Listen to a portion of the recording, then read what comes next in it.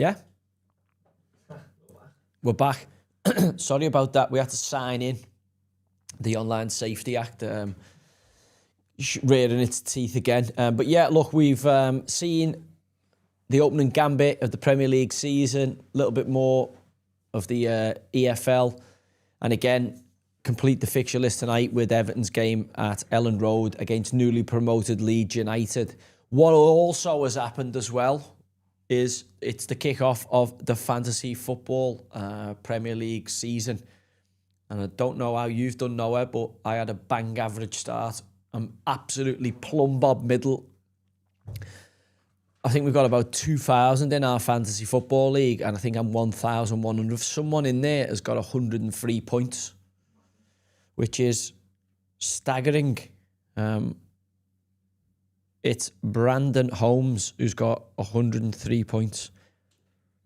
And has he got any players tonight? No, he's got no. He might have somebody to come in if Tarkowski, yeah, because I know Kilman, they got beat 3-0. And he had Gakpo and Reinders on the bench. My God. Oh, he's had the bench boost. That's why. The bench boost first week, yeah. Bold. And he's still got Tarkowski to play, so has anyone else got a chance of winning it?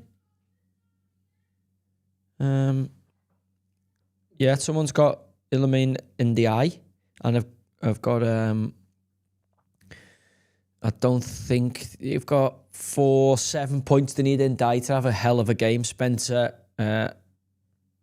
McLagan, Greg Harrison, what's he got in third place? Has he got anything to give him half a chance? He's got Dewsbury Hall tonight, who he needs to have a great game. So yeah, at the minute I'm on my own, on my lonesome until Cambo gets here to take us into the game. He should be here for kickoff. So it's just me and Noah in the studio at the minute with the dog. And how does somebody, I've seen somebody play triple captain Haaland, and I'm just like, how are you playing triple captains first week, bench boost first week? But clearly it pays off, doesn't it? Absolutely first class. Who did you have in yours? I've had big success for me was Kudos brought in. Florian Wirtz shit the bed as my captain though. Absolutely emptied his tankers, didn't he? Ekitike done all right. Cole Palmer shit the bed, yeah. And then I had Bowen, thought I was being clever, Marmouche. And that's a problem with picking City players. Apart from Haaland, you don't know which ones he's going to play in midfield. Pep Roulette, yeah. Livramento done well for me, got me 9 points with the clean sheet. And I think I'm going to take a couple. I wish I could do my team again after 1 week. Okay. I think I've got to get Haaland in. I know you have to use your finger, but I think Haaland's going to be top scorer this year. And then Salah got everyone out of jail, didn't he? I haven't got Salah in, everyone who had him as captain. It was a hell of a goal, to be fair to him. And he continued his record of scoring, is it on 10 opening days of the season or something like that? No, Salah. Yeah, he's got like a ridiculous record of scoring on the opening day of every season. Arsenal, Man United. Interesting. Big points for anybody who's got Arsenal defenders or goalkeeper in. But also... Right, Sammy, yeah. Victor Gyökeres. On that showing, I'd be worried if I was an Arsenal fan. I think Matheus Cunha looked a real bright spark for United. But again, goalkeeping department, defensive department. I just think they look wide open, and I'm not sure this system Amarin's playing. Oi, didn't you grow up again? I'm not so sure the system Amarin's playing is entirely suited to how far Manchester United are behind in terms of personnel and recruitment at this point, because you know they've fallen a long way from being title challengers again. I think for Man United to finish top 6 this season would be a huge season. But if the Arsenal game's anything to go by, you know there is some things to like about them. I do think we've got to give them a bit of time. Let's see the pre-season Amarin's had, let him bed the team in. But I watched a bit of his press today, and I just felt he was like prickly straight away. Like you're saying, he should have won the game and all that. It's like he's had loads of ball, but he didn't really do much. It wasn't like he's been robbed. And again, I just don't know where he's at this junction. I was watching the team, just like what are they trying to do? What's their identity other than like flashes of brilliance from like a 35-yard shot or whatever from Dorgu, or Cunha slaloming through a few bodies to have a shot. I felt they were, Arsenal were good value for it. They just done a thoroughly professional job on them. Obviously, Amarin, great coach, but you've got Mason Mount picking up William Saliba on your goalie, who's brand new. Like, schoolboy stuff. It's like rookie stuff. Like, you can't... Saliba and Mount is just a complete mismatch, especially if it's right under the goal. So, early on in the game, they just put... it's route one. I seen something the other day. Because Luis Enrique done this thing where he just kicked the ball out for a throw-in. It's obviously been adapted really, really quickly, and everyone's like, "Whoa, yeah, get them on the back foot, get playing in your half." When I first went to Newcastle, Sam Allardyce used to advocate that, getting them pinned in, and Tony Pulis and that kind of ilk manager, and we're absolutely lambasted for it, called them dinosaurs and that. Luis Enrique does it. Oh, best thing since fucking sliced bread. But yeah, it's funny the fashions of football, how stuff is interpreted, how things end up being cool when they're done by somebody, but seen as being prehistoric when they're done by somebody else who's got a different sound and surname. So when we'll pay out at obviously end of the month for our monthly winner. So what we're going to do, we'll have a monthly winner. First gets 50 quid, second gets 25 every month. And that lad in the lead now. Absolute freak show, over 100 points. But there's a few who've had good ones though. There's a few there. How have you done yourself? What did you have? I had 58 posts. Yeah, I was like 53, a pony there. Better than the average, but the first week, everyone's going to forget to do the team next week, and then you just start to crack on from there, don't you? Yeah, you've got to try and get that captain right, haven't you? That's what's killed me there. I've had Vert as captain, it's absolutely killed me. And then when I seen Salah score, I was like, loads of people have just got out of jail with Mo getting a goal there. But great goal. He is Mo Salah, isn't he? And again, his record on the opening day of the season is to be respected. From a Liverpool perspective, there was worrying signs how open you are. It was a tough watch. When we went 2-0 up, I thought, right, we're going to be unbelievable this season. The subs he made, I think we looked so poor after the subs. Kanate looks like he's forgot how to play footy and how to defend. Virgil just has this thing where he doesn't think he has to defend. He thinks he can shove them off with his aura. And I think we look shaky at the back. And them 2 goals at the end just got us out the ship. But if we play like that, we won't win the league if we play like that. Like, he's obviously being thrown on because they're playing kind of fucking football at that point. I don't think Slot's giving him a great run in the team, and he's obviously come up with a goal. I thought he'd do well at Liverpool. They've given games, and the Isaac situation might just allow him maybe to get his head as a Liverpool player, because he has a bit to this point had a bit of a stop-start ride at Liverpool, and I think the Italians who've came to Liverpool have never really done well. Knowing Chiesa, being a great competitor and an Italian international, he'll want to break that trend, and that goal the other night, I know Mo Salah put the cherry on the top of the cake, but that goal the other night will go some way towards maybe giving him a second chance at Liverpool when it looked like he might have been out the door. Would you keep Chiesa? Yeah. Yeah, part of the squad? Gonna have to now. Literally gonna have to. So you're thinking Isaac gets done? I keep changing my mind. I think it all depends if Wissa goes to Newcastle. Newcastle, I watched a bit of the Villa game Saturday. Gordon, as we predicted, we said Gordon would go through the gut and go as the point man in the attack, and Harvey Barnes had come in. And there was parts of it to like, but again, playing centre forward all season, right through the middle of the team, you Anthony Gordon's going to play against some big boys, and whilst he is developing his game and he is getting bigger, I'm not necessarily sure having that back to goal. He has got that back to goal physicality. I think coming off the side, being a bit of a will-o'-the-wisp and riding challenges and tackles is completely different than actually standing right up as the 9 and obviously the physicality that comes with that. So I do think Newcastle are going to need to find somebody who can fill that void. Obviously, if Isak refuses to play or moves on, and it would be a real concern. I think I mean the other thing is, Joe Linton was brought in as a centre forward, so could we envisage a world where Joe Linton goes in and kind of plays as a kind of false 9 in that slot? Back where he used to be. Jacob Ramsey's linked with Newcastle now, so maybe they could go with Joe Linton in the slot there and get runners beyond them. I don't know, but I think they need I haven't watched Anthony Gordon through there. Whilst I do think maybe in the last 20 minutes of games and you're chasing games, or if you're maybe playing with a bit of a counter-attacking strategy, there might be a merit playing him through the 9. But I think he's better playing off that flank. I think he caused a lot more problems for defenders coming in off that left-hand side. Big performance for Sunderland. I'll have to swallow that one. I didn't give Sunderland the hope, but I thought the goals they scored were excellent. 2 great headers to get them away and running. Young lad who's obviously scored in the playoffs scores a really good header. Not easy coming away from goal like that and to get in the corner. And then obviously Dan Ballard with a fantastic header to kind of put the game beyond West Ham.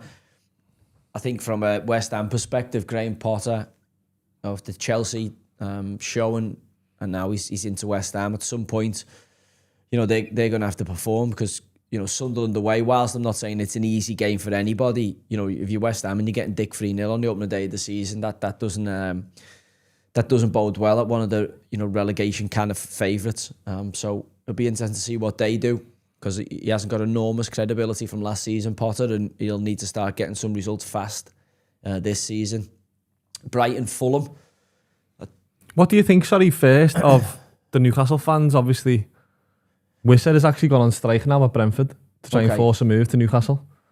So what do you think? The Newcastle fans are obviously happy with that, but not happy with Isaac doing it to them to try and get to Liverpool. Well, it's like anything, isn't it? As long as it doesn't happen to you, you don't. If it's happening to you, you hate it. And Cambo's kicking off, Liverpool fans use kicking off when Trent leaves, and now we're on the other side of that with Isaac maybe making noises to try and get to Liverpool, and all of a sudden, and that unfortunately is football. You can't. When it happens to your club, it's horrible. It's not nice. No one likes it. But also when your club does it, people don't seem to get as outraged about it and try and see the pros rather than the cons of those kind of players being traded. An interesting one tonight is obviously Jack Grealish into the Everton mix. He's on the bench, which I thought he would be. You'd expect to see him play some part in the game. Obviously, if Everton are going to get a good season and finish in the top half of the table, which I'm hoping they can, then a fully fit, fully fired and refreshed and re-energised Jack Grealish, Jackie Boy Grealish, will be a big part of the team. I'm thinking Moyes is going to use him a little bit more centrally. If you remember when Lee Carsley took over the England side and they played the Republic of Ireland away, Grealish played kind of inside in the number 10 position and scored a really good goal. And with Iliman Diaye playing kind of that wide slot, I wouldn't be surprised to see those two roam in and out of that position. Either one pick up the 10 and one pick up the wide slot and kind of rotate. And the reason being, I think Beto does have an enormous amount of physicality and it can be a nuisance, but does lack a little bit of quality at times. And to have somebody who can take the ball and carry the ball in those central areas that Jack Grealish can when he's playing well, I think it'd be a huge boost for Everton. On the backside of that, I do worry about is that full-back position. I didn't like the look of the young boy who came on loan from Bayern Munich in the Roma game. I thought he looked like a young lad learning his trade, and Everton can't really afford that. Obviously, Jared Brandtwaite's got injured and missing the game tonight, so Michael Keane comes into the team. This will be a big moment for Michael Keane. He didn't actually play much of the Roma game, so it's going to be a big moment for him. It's live, it's Ellen Road, it's obviously live on Sky. He has been a little bit shaky at confidence. He has been a little bit shell-shocked at times when he's played for Everton and that's kind of led to mistakes and further pressure coming on him. So it'll be a big game for him and James Tarkowski and at the heart of the Everton defence. Kind of knocked in now is Jake O'Brien at right back, and then you've obviously got, I think he'll play Charlie Alcaraz in front of that, and then Tim Irabugiam, is it? Irabugiam, and Idrissa Gana Gay in the middle of the pitch. So I think James Garner's going to play at left back then. Really? I think so. Right-footed? He's a good player. Like, I know he's playing right back. I'm just trying to say who can play at left back. Who's going to play at left back? Let me see what the flash scores have got at. They've got Irabugiam at left back, which I don't think he will. He might do, but I'd be surprised. Irabugiam, Idrissa Gay, Dewsbury Hall. So yeah, he played Dewsbury Hall in the 10, didn't he, last week? In the Roma game, he played more central. So I'd be shocked if Garner's not at left back. I'd be shocked if James Garner's not at left back with that side. But again, it's loads of central midfielders, no real width and creativity in that team. Everton are obviously going to make it as hard as they can for Ampadu and Starch in there. They do have a bit of pace in terms of the lad who was at Man United, James. Is it Daniel James? Dan James. I think Everton tried to sign the other fella, didn't he? Wilfred Nonto, is it? Mm.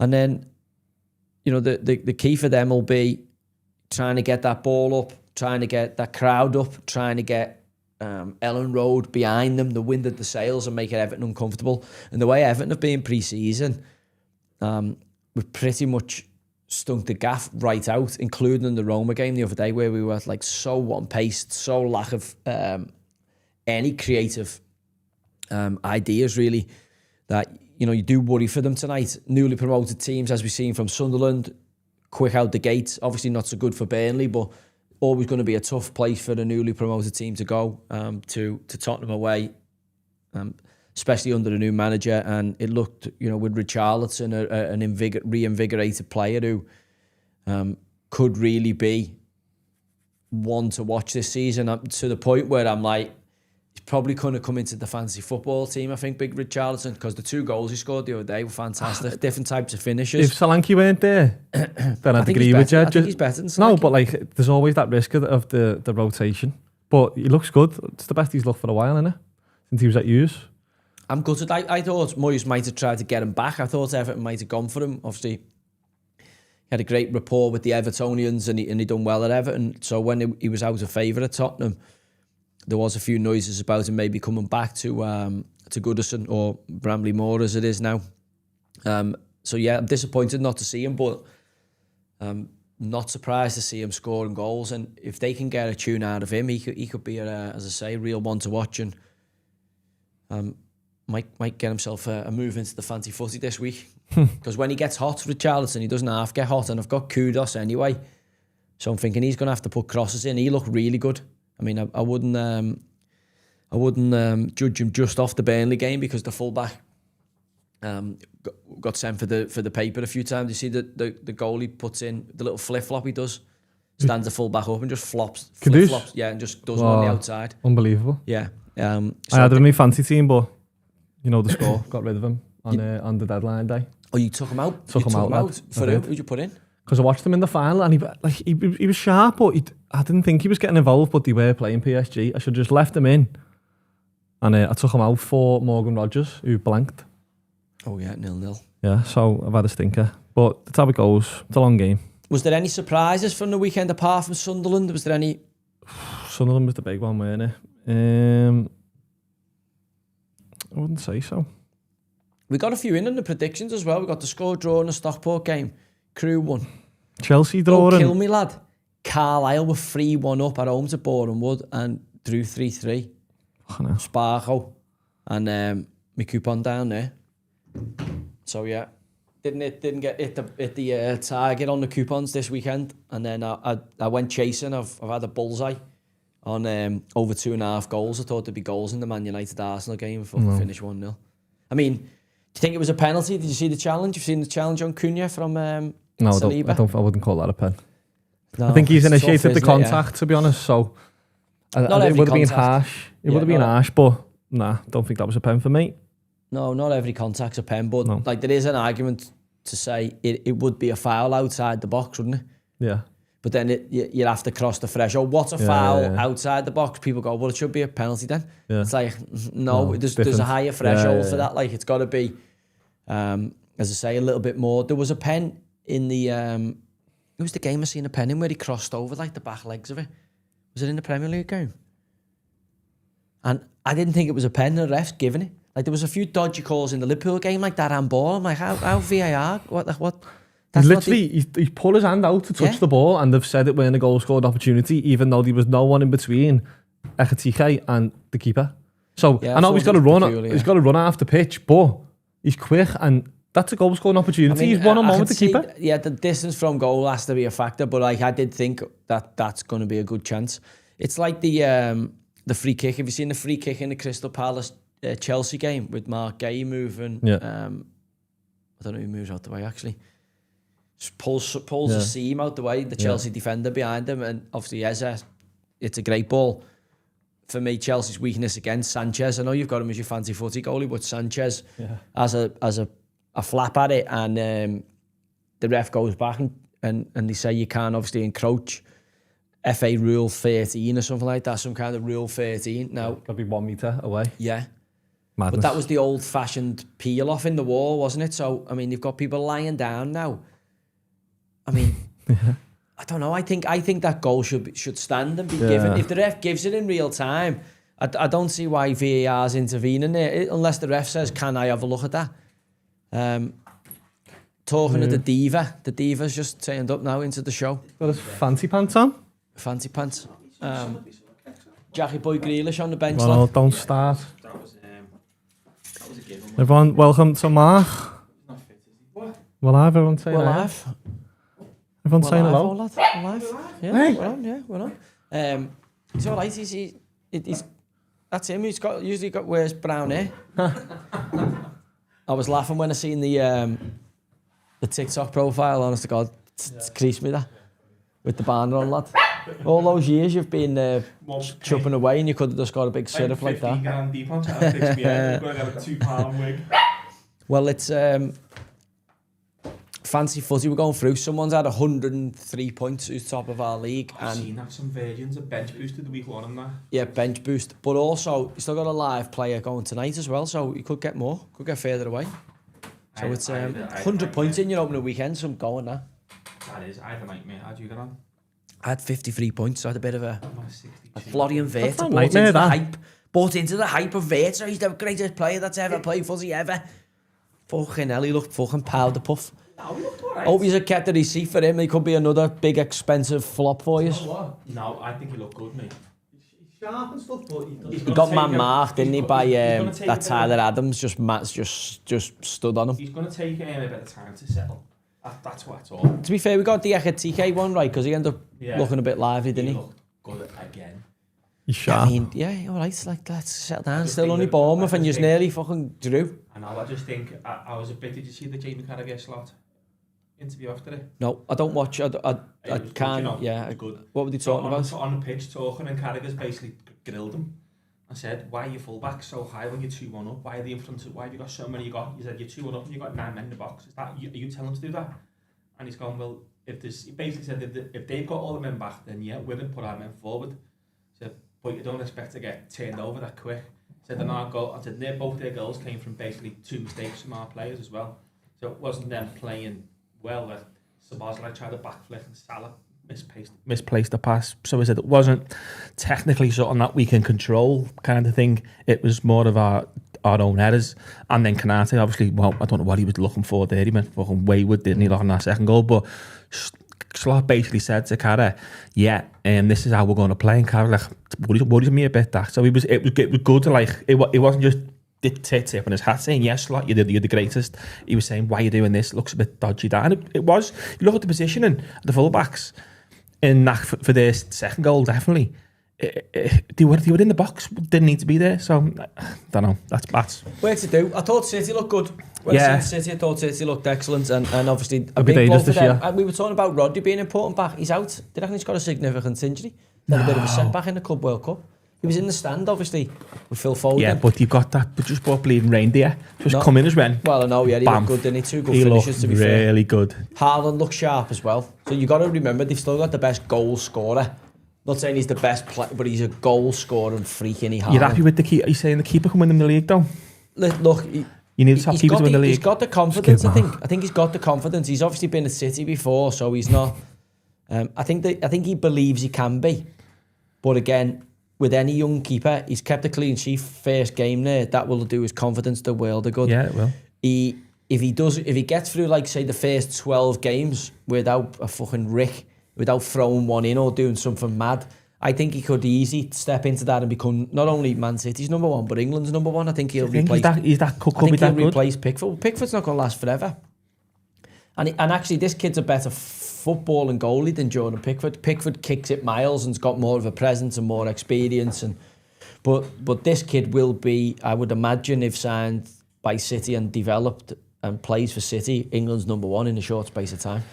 I mean, maybe not for this next World Cup, might come too soon, but if he has a phenomenal season at Man City this year and City go on to win the Champions, become champions again, then you couldn't. Obviously, James Trafford's a massive part of it. That could easily be a factor. Yeah, I just think fitness-wise, I think that this season's going to be. I mean, City are obviously going to be right up there last game of the season, I think. But who can keep the players fit? If Arsenal have a few injuries or City have a few injuries again, Liverpool could run away with it. I was looking at Arsenal, though, Cambo, yesterday, and I'm going, oh my God, they've fucking spent some money. They've got some size squad. Billion, isn't it, nearly? They've got some size squad. And by the way, they're a big physical team as well. You know, and they've also got a nice complement of young players developing in the team. I think, they're a proper outfit. I mean, I would worry, based on Victor Gyökeres yesterday, he looked like a fucking big stiff board, didn't he? He did. He looked like a wrestler playing footy to me. I heard Charlie Austin talking on, he's obviously working for Sky now and doing the punditry, and he was talking about, obviously, as a striker, how you want to get in and score goals and get yourself up and running as quick as you can, but also how he thinks Gyökeres will end up being a bit of a flat track bully and score a lot, hat-tricks against the kind of smaller teams. Well, that's what he done in Portugal. Leeds, your Burnleys and that, etc. But do nothing against the kind of big boys and the big teams due to how cumbersome and stiff he looked. But he done it in the Champions League, Gyökeres.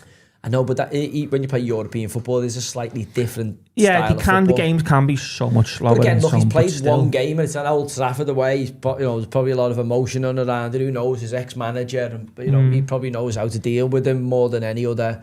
So we can't just rule him out after one game. But I'm just saying, after one game, you're going, fuck me, look fucking stiff. He did. I mean, I wouldn't rule him out. Not that's stupid. Zubimendi, what did you think of him?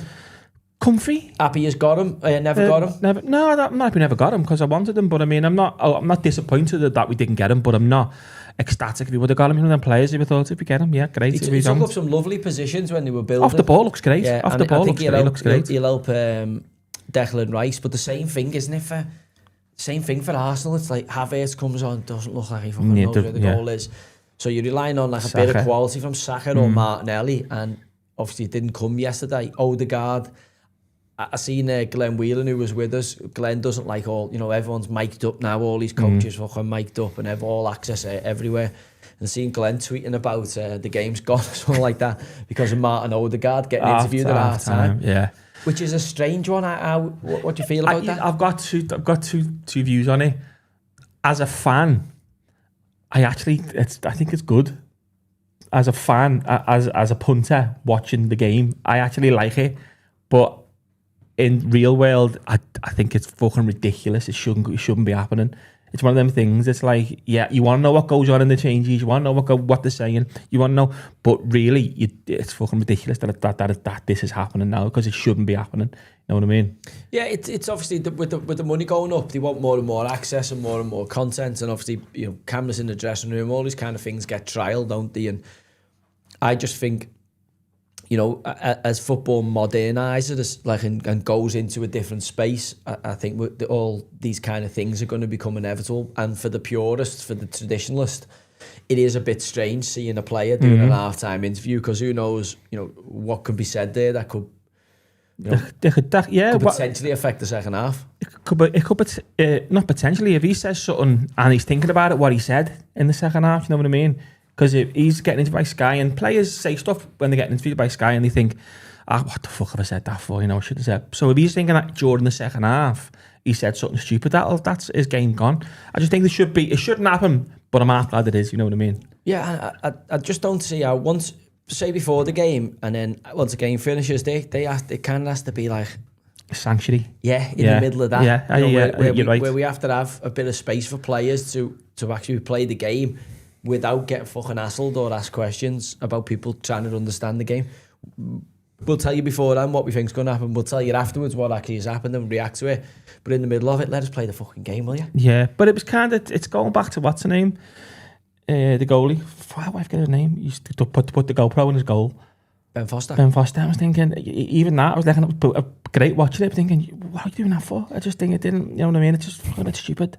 Yeah, all about the content nowadays. That's what I mean. Well, that's what I mean. This is content for Sky. Yeah, just all about getting these half time. But something's going to happen soon with these half time interviews anyway.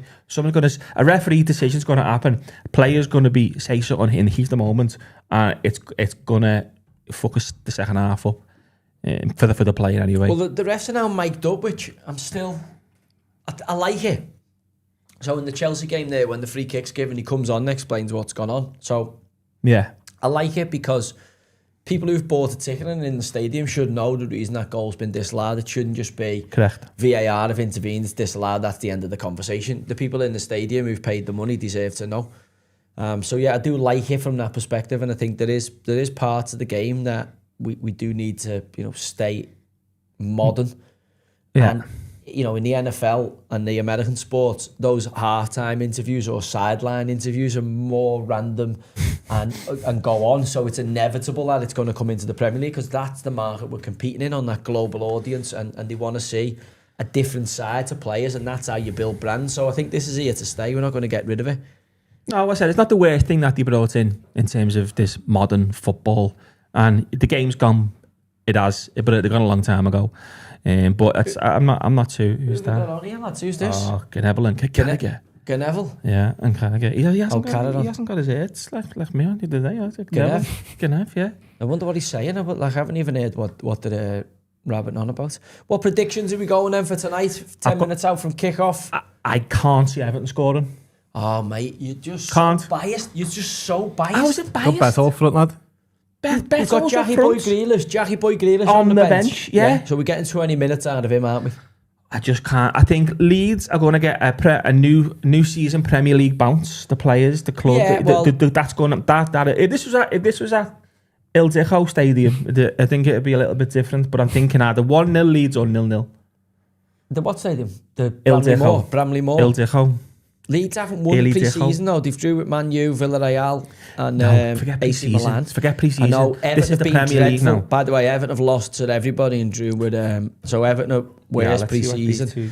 I'm just trying to see, is Harrison Yacht? Yeah, he's there. Has he played? Yeah. Sean Longstaff on the bench for Leeds, but no sign of who's the striker? They're linked with the striker, aren't they, Leeds? Oh, are they? They're not a striker. No, they were linked with the striker. What, DCL by any chance? Oh, sorry, DCL, that's what I'm on about. He's not there. He's signed, but he's not on the bench. He mustn't be fit. What's it there, That's a shock, isn't Stunk it? of it. That is a shock. He's probably injured. Harrison Yacht's there. Yeah, he's probably, got a few Everton fans in here tonight, to be fair. So, 1-1. Kay says 1-1. 1-0 Leeds. Ryan Bolt says 1-0 Leeds. I fancy Dwight like McNeil, 3-1 Everton. Chimeti, Barry, the new signing, and Jackie Boy Grealish on the bench to change things for Everton if we're chasing a goal. So it's not like a shocking bench. You've had well worse benches than that. I think we've got to have Garner's got to be the left back here because we haven't got Garner be the left back. It's gonna have to be. That's what it's saying on the flash scores, but we'll see when they line up. I think it'll be Garner. Any bets? He's played there before. I'm going to go 1-0 Leeds. 2-1 Everton. 2-1 Everton. Jackie Boy Grealish with the winner. I imagine it will go nuts, don't you? Jackie Boy Grealish. It will go nuts tonight. What are you saying? 1-1. I'm saying 1-0 Leeds. Why are you saying no? I'm going to go 1-1. Leeds going to be passionate. Ellen Road's a boss little stadium. It is a boss stadium. Yeah. Great noise, but Premier League quality. Everton will make it good. You've got to start this game first 20. Well, Everton take the crowd away from them a little bit, and I think Everton will score goals from set plays against Leeds. I think Leeds have got a bit of a vulnerability And I think Everton's size, O'Brien, Tahi, Keano will cause problems if Everton get set pieces. I think you're right. I think Everton have got this crowd's going to be nuts to the first 20 minutes. First 20, they've got to get in there, yeah. They've got Everton and Leeds are going to, the players, they're going to come out and go for it. Everton have got to just slow the game down for the first. Keep hold of the ball, just take that noise out the crowd, take this thing out the game for 20 minutes, just see how it goes. And then, a little set play, a little corner for Everton. This stinks of a class of David Moyes, smash and grab, 4-5-1, stink the gaff out, score a goal off a corner or a wide free kick. Frustrate them even more, they overcommit and we'll pick them off. Jackie Boy Grealish on the counter-attack. I'm telling you, I think this is a classic set up for Moyes to be the party pooper. My only worry here is Michael Keane looks really nervous standing in the tunnel there because he's got a second.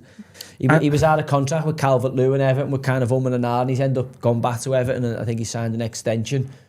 Obviously, Branthwaite and Tarkowski were going to be the number one pair, and Branthwaite picking up a bit of a knock has given him an opportunity tonight. And again, under Moyes, he's kind of got a new lease of life. But with Evertonians from past regimes, he's seen as a bit shell-shocked and his confidence is hit and he tends to make mistakes and they lead to big moments against Everton. So I think Michael Keane having a good start to the game, first 20 Ellen Road noise is going to be key for Everton to get a good performance. And again, if Everton can absorb the crowd in the first 20, I think they'll go on to beat Leeds 2-1, 2-0 here. I think that the wide players for Leeds are going to play a big part tonight. I think that they've got a lot of pace. I'll just say his name, is it Nonto? Nonto. The Nonto. Yeah, the Italian pace. kids. Yeah, They've got James and Nonto out wide. They've got a lot of pace out wide. I think that's going to be where if Leeds are going to get a bit of success this game, they're going to have to use that. If Everton do push and press and Leeds can get them on Everton on turnover, they make a mistake. Look at Leeds' midfield, lad. I don't think that Ethan Ampadu's a proper top-flight centre midfielder. I think he's done all right. He's a bit of a jobber. He can do a job everywhere. And I don't like the centre-half pairing of Rondon and Struijk. I think they can be got to. I think Beto, they'll come looking for a fight with Beto, and I think it might be the worst thing for them, trying to kind of physically get to him. Beto, you're almost better just leaving him alone and you fucking give the ball back. If you go and fight with him, you switch him on and he becomes a nuisance. It's Virgil van Dijk and Liverpool found out. Yeah. I don't mind the boy Anton Stack, the other midfielder, but I just think at this level, I think Ethan Ampadu as a centre midfielder is a big worry. And for Daniel Farke, there was noises they might replace him in the summer. They got a new goalie starting because that Melier had obviously stinked the gaff out. Bogle's quick. Goodmunson, the other fullback, a little bit they're untested at this level. I think Everton tonight, as I say, if they can manage this first 20 minutes, if they can get themselves in the game there, I think there'll be opportunities to score. And the big boss crowd at Ellen Road only works when you're on the front foot and you're leading, and it can quickly work against you. Should you find yourself on the back foot? Yeah, the big lad up front here, I think he's ex-Swansea. Yeah, I think he's. He could be a handful for Keane tonight if he wants to go. I'm surprised to stand on his toes. Sean Longstaff not in the starting 11. I thought when he went to Leeds, I thought he'd be a regular fixture in that team. Must be injured or something. Had a little knock or something. Maybe he's just giving a bit of faith to the lads from last year who've obviously got them promoted. But again, a big season for Everton this year, going into Bramley Moore Super Stadium. Obviously, we still need to strengthen. I'd like to see us take a couple more, but Ildicho Stadium. I told you Garner be left back. Dewsbury Hall and Jack Grealish. Barry's a bit of a random one. He looked raw in the Roma game, but Jackie Boy Grealish and Dewsbury Hall, I think are good takes. I think Dewsbury Hall are just it's a fucking wedding venue, isn't it? Sounds like a wedding venue. It does sound like a wedding venue. When he played for Leicester, I watched him at Anfield and he played wide left and he done well. Like hugging the line and cutting in.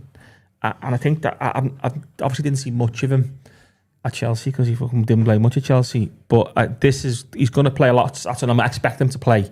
There, it's going to be a lot central with him switching over and going wide when Jackie Boy comes in. I think he's played wide a lot. I think Grealish will end up playing in that 10 role. Yeah, he will. But I wouldn't put wedding venue back centre mid. I wouldn't drop him, not a chance. I'd be trusting him there. He's better wide attacking. I think Liverpool are found at the weekend. So you're both going 1-1 then? Or I'm going 1-0 Leeds. I fancy 1-1. I do fancy a draw, yeah. Leeds win 1-0. Remember, guys, we are slightly behind, but I'll have a timer on the screen, so if you want to sync up, It's can been sync up with us, a but the weekend of remembrance for Jota, has it? It's been a nice touch in the Premier League, that. I seen a mad Wolves fan having a go at Liverpool because I think we thanked them for obviously what they done for Jota, even though we played for them. But fucking proper having a go at Liverpool fans, or like Liverpool saying, how dare you say thank you, like he was our player, and it weren't even nothing like that. Yeah, you get some touchy bastards online, don't you? You get so some proper weird, sensitive little weirdos online. Weird. You do. Yeah, that's Ruben Amorim has won 7 of his last of 27 yeah. Premier League games as Man United head coach. Yeah, That's not a good record, that. No. Manchester United. but the shit. I know, but like, it still is. He's The still thing being the is, manager for they for were those shit, games. and I still think these definitely should have got a draw yesterday. Arsenal just set plays. They're just merchants, aren't they? Stoke on toast. That's all they are. Hey, that's how you win games, though. You're looking at the fixture list. You say Old Trafford. You go, we can get 3 points there. That's a good result. How do you get them? Don't give a bollocks. We got 3 points. Yeah, I think that's the first game of the season. You think that, regardless. Well, again, especially at Old Trafford for Arsenal. Yeah, You know, you want to mount a title challenge this year. It's a tough opening fixture that as your team's settling in. So for them to get out of that with maximum points, I don't think this morning they'll be too bothered about performance. I think it seemed the same for Liverpool the other night. Not bothered. But I'm saying you just maximum points at this Maximum point. You know, points. the team after 6-8 games will start to drop in and take shape. I Gel. thought City looked really good. And again, you know, there's going to be a Twists and turns. yeah, it's going to be interesting to see who ends up taking it on. But I think, you know, what we're certainly in for as Everton start their title charge tonight. You're laughing at? We can win this. If we win this tonight and we win the other 37 games, we can win the league. Leicester won it, lad. Leicester won it. Do you want a Red Bull or anything? Leicester won it. Yeah, come on, get me a sugar-free one. Can I watch me figure? Oh, the sugar-free ones. You got no left? I'm on the toffees and we're off. We're off. But Boss having the footy back the weekend now. Oh, it's not better, is it? It is My God. Just like you got, it's footy all weekend. And I know I said I wasn't happy over the Friday night game, but I enjoyed waking up for the Saturday footy and having been to our game. Could relax then for the rest And of the weekend. and then I was like, yeah, we're done. Let's watch you bastards. Watch everyone else sweat. Yeah, that's what I enjoyed that. What was the atmosphere like in the It stadium? was fucking unbelievable. But it's been like that for a while now. It's fucking, look at that, 35 seconds in, twisted. No, the atmosphere was noisy. It's probably an understatement. You've probably seen all their fans coming online saying fucking hell, Anfield was just nuts. Have we synced up here? 46, 47, 48, yeah, 49, yeah. 50. Do you Yeah, put the yeah. volume on the telly then? Yeah, do. go on. I thought it was a bit naughty from Sky putting the sound effects over the Isaac thing. That was shocking, that Yeah, one. with the players. They took it down now, though. Yeah, I don't But know like, what that's all about. who's fucking signed that off?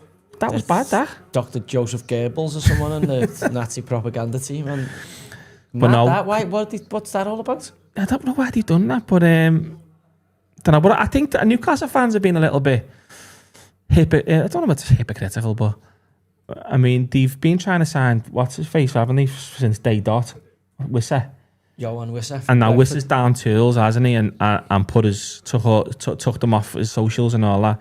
So Newcastle fans said, "Let him go. Just he wants to come to us. Just let him go." And then, but Newcastle when he bid 40 and they want 60 or something. And so they're saying, "Let him go. He wants to come to us." And then moaning at us for bidding 110 million for Isaac, and then saying, "No, you're not going to get him." And it's then discussed the way he's gone about things, Isaac. But Wissa's done exactly the same. Yeah. You know what I mean? It's We've just talked about it before. Oh, That's yeah. been like, before. it's just the fans are just a But bit you like, saying like it's come right because on. when it's happening to you, it's like it's shit. But when you want to sign a player, it's like, well, fucking do it then. well, that's what's happened with Newcastle. That's what's happened. I mean, it happened to us we've had it before with Sterling and Coutinho and players you've not down tools, but he did, yeah. And putting press releases out and all that. It's shit when it happens to you, but it does happen. It's football. It does go on. Yeah, I mean, it is part of the game that people have their heads turned or fancy a new club or a new opportunity to play abroad or in a new league or whatever it is, or get more money or longer contracts. So you can't knock it. Now it is, as I said, it must be horrible to be a Geordie. Just won the League Cup, bit of silverware first time ever. Your team's on the up, Champions League for the second time in 4 years. Here we go, and then your best striker is obviously flirting with somebody else for the whole summer, and you feel a bit betrayed because obviously top strikers are hard to find. Yeah, and as they know, it's hard to find. They've been knocked back about 4 times, haven't they? But I think if they get Wissa, which it looks like they're going to eventually to pay what his going rate is, I think he's a good player. He's not Isaac, but he's a good player. I mean, he gives them a bit more, but again, I still think... I think they need 2 players. Yeah, they need Wissa and someone else, I think. You need a big number 9 who can fill that 20 season. They must be looking at Ech and TK 20 now. goals a season and going, fucking hell, who's going to do that? They must be looking at Ech and TK thinking, fuck, we've been missed out there after just what the little clips that they've seen. Look, you were going... Florian Wirtz was obviously Diego Armando Maradona from Germany a couple of days ago. Rio and Guma, who never even played the other day, dribbled past somebody as you're going on like it was Pele, fucking reinvented. So one game in, you play Bournemouth at home, who've been decimated. I know they put up a good show and got it back level, but they've been decimated. I think the Liverpool fans have to settle down and say, based on the opening gambit, I thought City looked unbelievably good. I agree. I think City looked disciplined and City looked great going forward. They looked unbelievable in the middle. And that's what you can't say that for Liverpool and Arsenal, even though we both won and it's going to be between them today. Well, some will argue, well, Man United away and Wolves away are different challenges, you mean, and also Bournemouth at home, different, like, carried. Yeah, it's a good argument. But there's the first game of the season. Just forget about it. Just want to get 3 points on the board. You shouldn't even have a league table, I don't think, until Christmas. Game 6. I think game 6. Christmas. Shouldn't be allowed a league table. No one should be allowed to print it till Christmas. And then they go, right, there's the table. Right, get on with it now. Like, you know, ooh, good save. Oh, fucking hell. Got a little bit lucky there, but, I mean... Did it hit his hand? I really don't like this, what I'm seeing from Everton, where the back 4 spread out.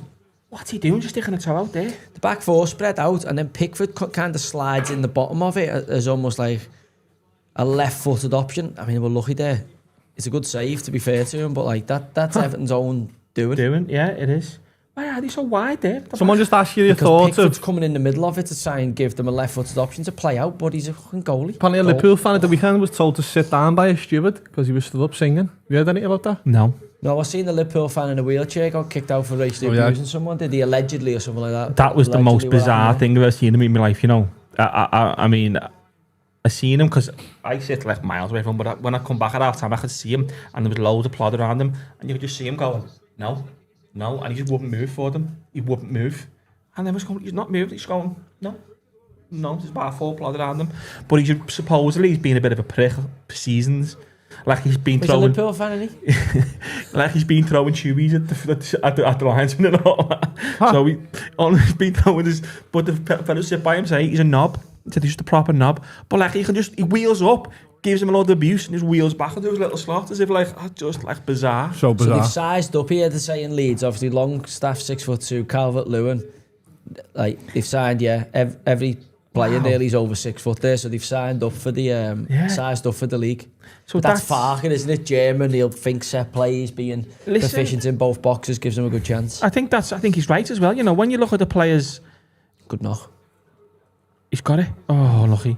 When you look at the players who are doing all right, they're all big lumps nowadays. I think they're all like you don't get unless you are a perfectionist technically.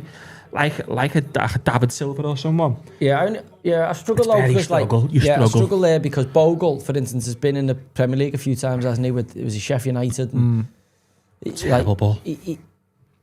Leeds still, you know, I know that big club Leeds with big expectation, but still when you look at through the team, big gambles on the new signings, the lads he brought in. Owen Farrell in the crowd, is he a Leeds fan, is he? Yeah. That was Owen Farrell. It's fucking, no. Who's he? Jaha Bijal. Oh, they must have signed him. I thought it was Owen Farrell, the Lion, the British and Ireland Lions thing. Yeah. God, that was Owen Farrell about 15 years ago. I thought it was. And fucking hell. What was I saying there before? Jackie Boy Grealish? No. Shock. Bijal. What's his name for Leeds? Well played. See, that's where Everton, that's classic Everton, that. Just 5 centre midfielders harassing round the ball. Yeah, now we've got them, we're playing. Winning it back in a position when you needed to. It was a good little... I don't like Dewsbury on the 10, but that's a lovely little touch. He needs to be... I wider for me, but I think he will go wider when... And you want him deeper, do you? No, it's just... I'm genuinely fascinated about what Everton were trying to do. I could not work it out from the Roma game, but obviously people are getting minutes. Yeah. Trying to figure out like how are we trying to score goals. It looks pretty much the same tonight where you're going, right, we're going to keep the ball in the middle of the pitch. we're going to have little spells of possession, but actually we've got no cutting edge, got no penetration, we've got no real... You're relying on an individual moment of brilliance rather than like a plant, you know, somebody to put a cross in or somebody to fucking break a line with a run or with a pass. Yeah. Grealish is one-paced. That's where you worry for Grealish in this team. I mean, I'm not being horrible to Everton, but there's no real class in this team, and Grealish is a real class player. Well, I have to disagree with it. I think Bramthwaite's got a touch of class about him, and I think Iliman Ndiaye has classy moments. But is Grealish going to be playing it forward to Iliman Ndiaye? Like, is he looking for that threaded pass? Is he going to carry it and play the ball through to Iliman Ndiaye on the shoulder of the centre half and get cut? Jack Grealish is a player who gets that ball in the centre circle and he can create something 15, 20 yards up a pitch. But if he creates something, who's going to be there better? I think the way David Moyes approached it, he wants industrious, hard-working players in midfield for certain games where he can just turn it into a fight and turn it into a second ball contest.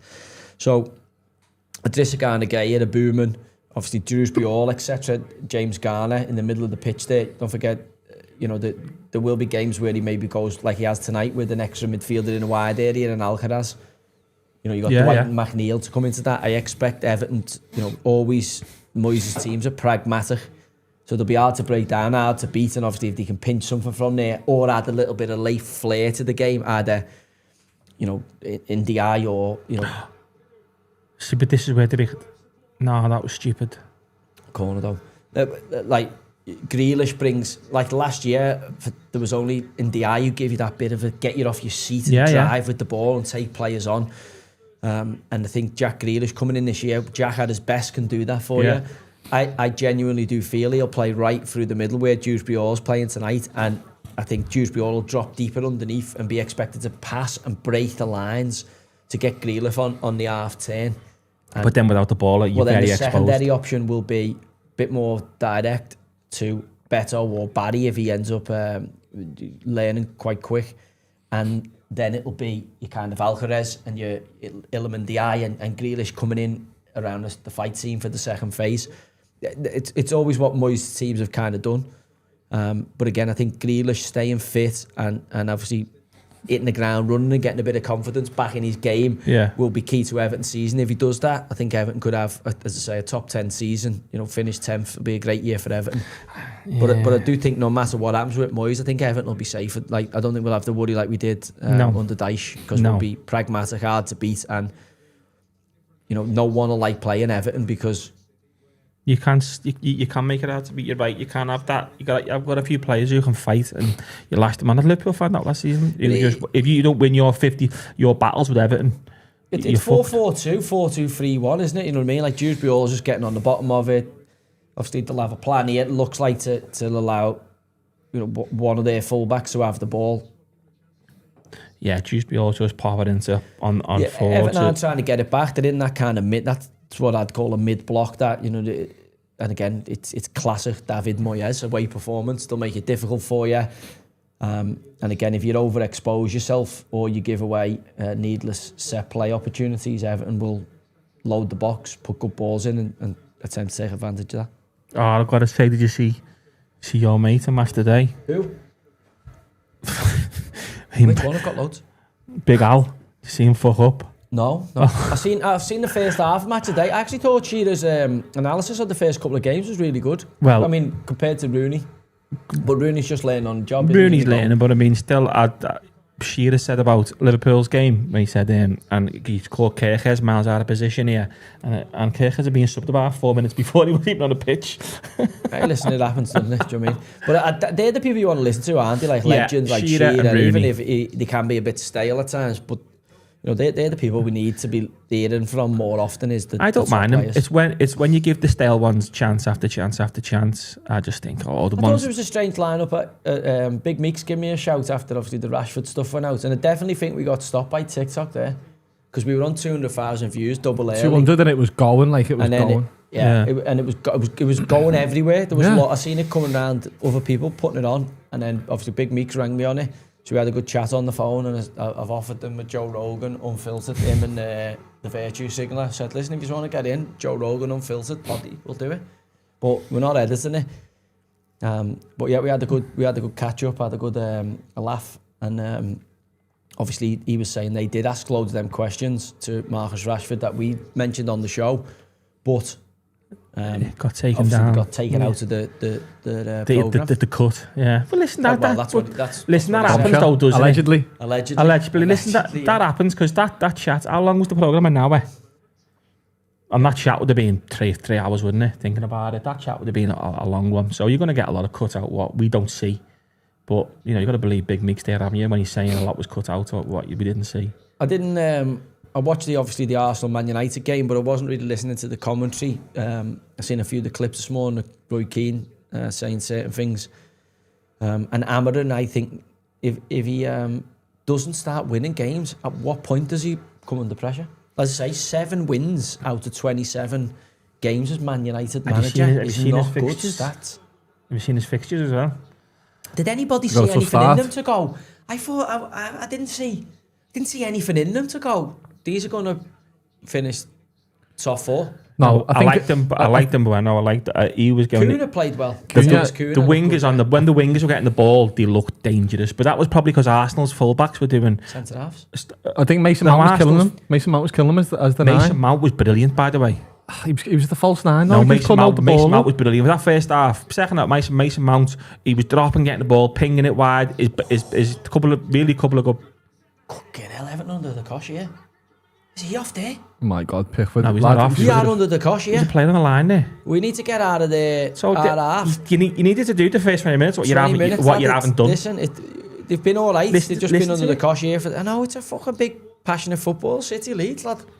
So got to absorb the crowd here and I think when United get Sesko up front with Cunha and Mbeumo off them, that they'll be much better. I thought he looked alright against Arsenal, but I think Arsenal looked shit. Much though, no, not at all. Do you know what I mean? Arsenal looked shit. I honestly felt Arsenal were just held them like a kid with their head on the thing, and like just was like, we'll win this.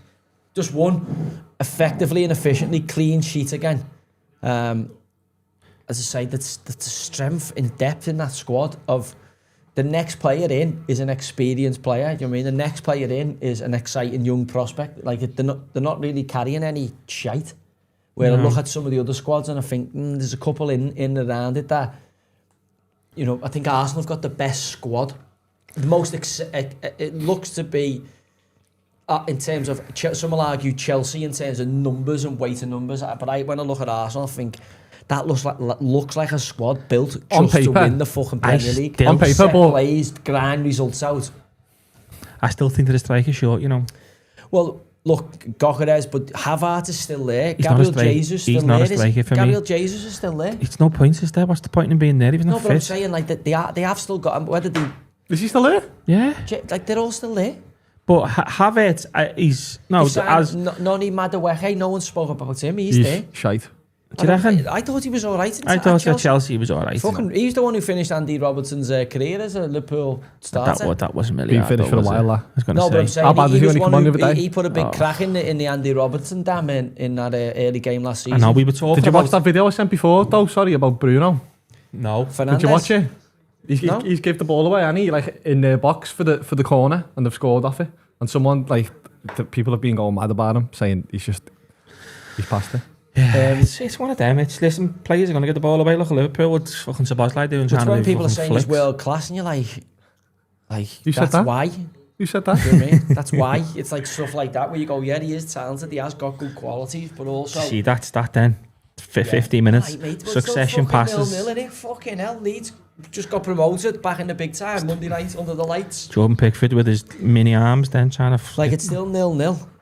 We're still defending our box really well. What's he doing, Jordan Pickford? You either come for it or you don't. Keno's done well in the end. He has done well, but Pickford, mate, Jesus. This is what I'm on about here. Pickford starting all the attacks. I know, but Pickford starting the attack. Oh yeah, good ball. So, but this is why Everton are playing. They were doing it the other day. The centre halves are splitting and Pickford's hitting diags. That's Everton's attack. Yeah. So if you're playing centre mid, you're going, why is our keeper on the fucking ball all game and keeps fucking toe bunging it up the pitch? Why aren't we passing the ball? Like, I know he's got a weapon in terms of he can kick it far, but you become very, very predictable very, very quickly, even to, you know, kind of championship Yeah, teams. you're right. But is he going to do that with when Jack Grealish is on and expect Jack Grealish to pick up the second balls and the flick-ons and that off as Jack has the number 10? He can't. He's not one of them players, He's Grealish. done well there. Yeah, but I'm saying it doesn't look like we've got a plan because we're kicking it to do Charlie Alvarez. Like that's who he's ended up hitting that ball to there. Or they're trying to get Jake O'Brien high and wide. I know, it is. So but again, I don't know what you're they're expecting. building it again. That's Jordan Pickford for years.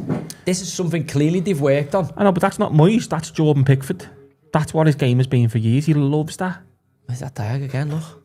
So Second ball. All Everton are trying to do here is we keep chipping it to Jake O'Brien at right back, either from Pickford or fucking Tarkowski, and we're getting nowhere near it. Keep turning the ball over and inviting pressure. What's he gonna do here? Yeah. Honestly. And again, will be tough, will be difficult to beat, but again, we've got to show more than this.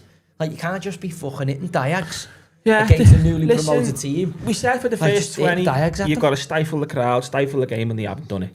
So let's see how the next 20s go. Well, Ellen Road, they'll stick with the team all the way, so as long as they're in the fight, I think the fans will be...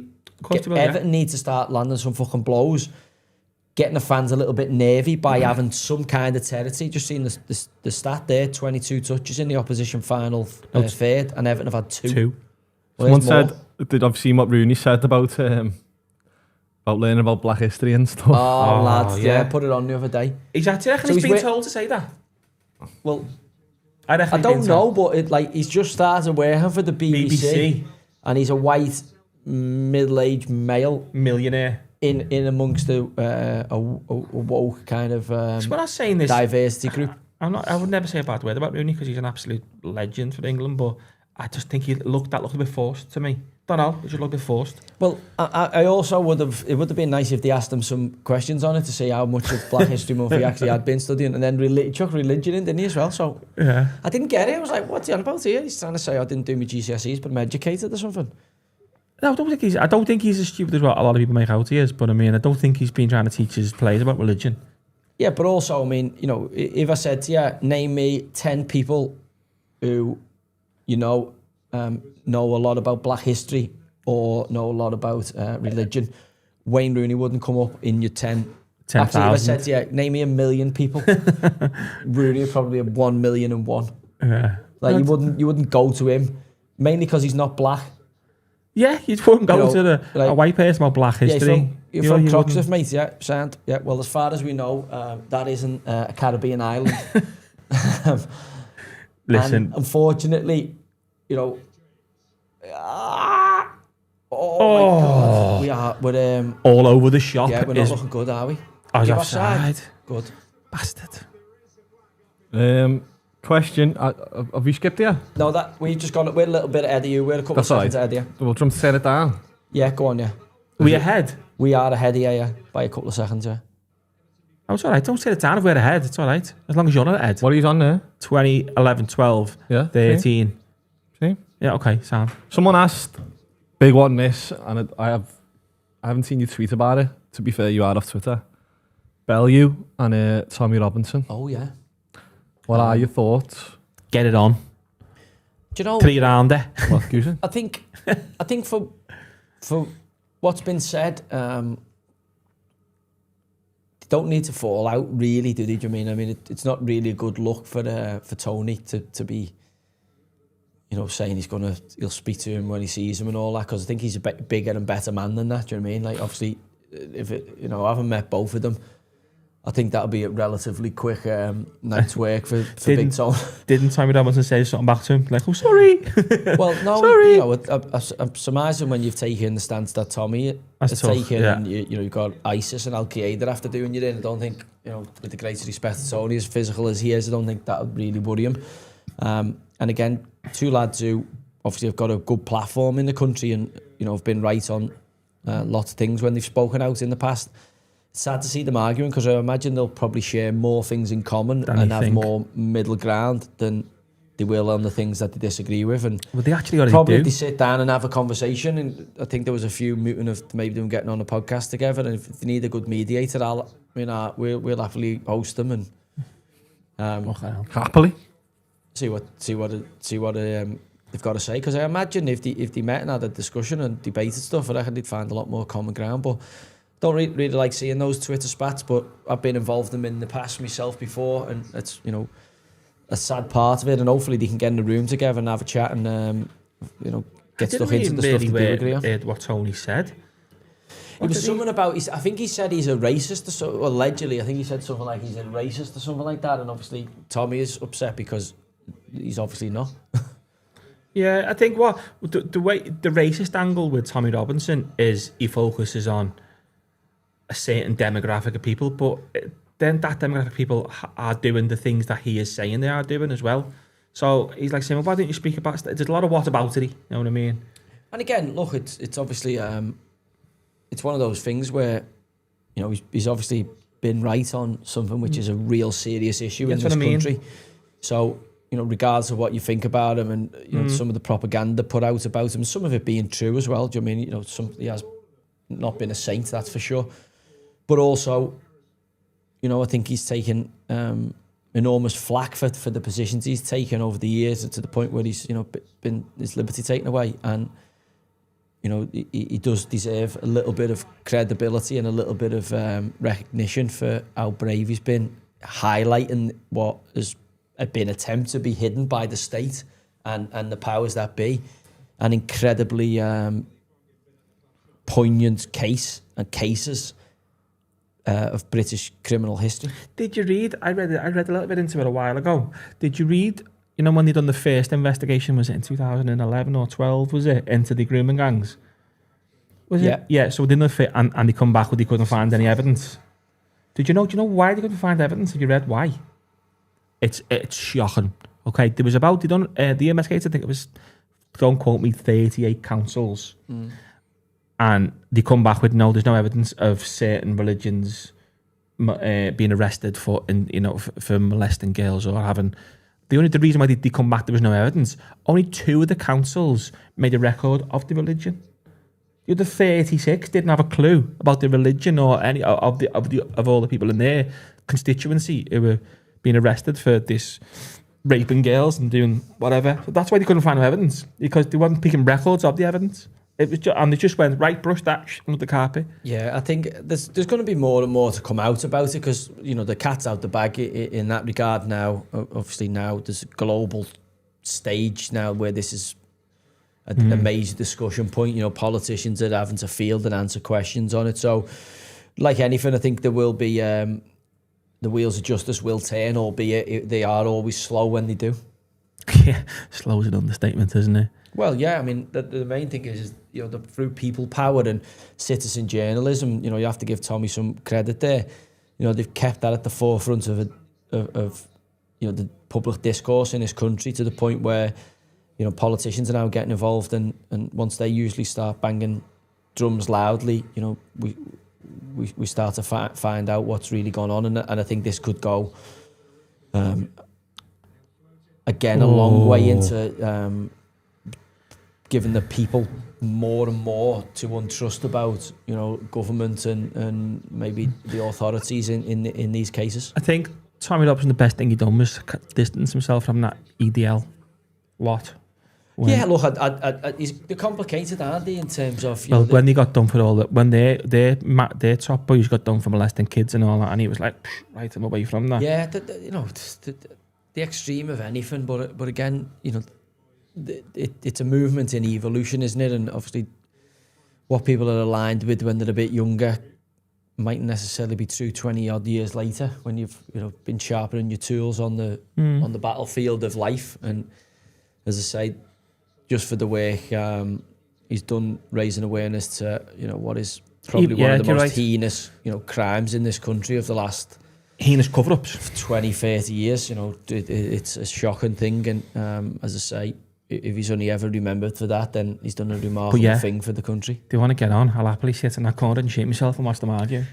Yeah, I don't think size-wise, I don't think it's a conversation that. But again, it's sad, because obviously Tony's got a big profile and could use that to unite. And what do you think of his actual comments, though? I don't know.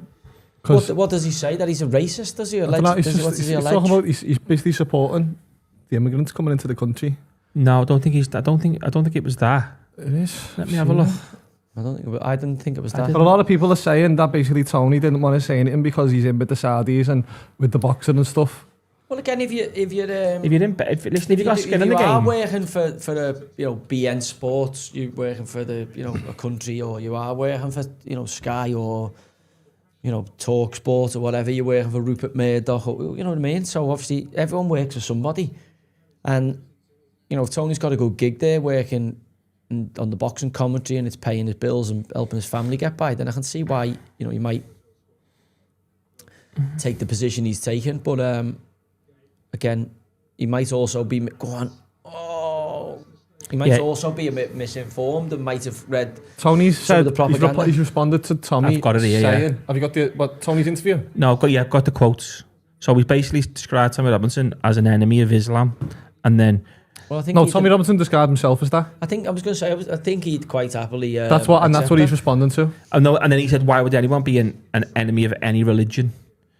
That's a bit like a bit of a broad brush, innit? Know what I mean? Well, again, it's it's something that he doesn't believe is compatible with his belief system, isn't it? So he's not the only person to believe that. What's a book on that? Yeah, no, I think it's as you said, they both got a good platform. They both done great, and for little parts of it, I was never a big fan of Tommy Robinson, but some of the things he said has come out as being spot on. So when someone's, as you said, when someone's right and you think they're wrong for a long time, you got to step back and say, well, yeah, he was right there. So it's, I mean, some people will never do it about Tommy Robinson, but some people have got and gone, actually, know what, he was actually bang on there. Or you've got to accept that you were wrong. That's what I'm saying. You've got to accept that I was wrong about, maybe not him as a person, but some of the stuff he was going on about. Well, sometimes, can a bad person do good? Of course they can, yeah. All right, so, you don't have to agree with everyone on everything, but also sometimes things are just right. And, the problem we live in our society now is you can only listen to the people that you like.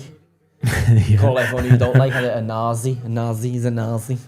Cancel them. Let's get rid of them all. Cancel them. Do you know what I mean? And that's unfortunately a modern, you should be able to disagree and not accept stuff and actually still remain absolutely civil and, you go, okay, well, I still don't agree with you, but at least we've had it out and you've said what you want or you believe and I've said the same and we've gone away from it rather than me trying to stop you saying what you want or you trying to stop me saying what I want.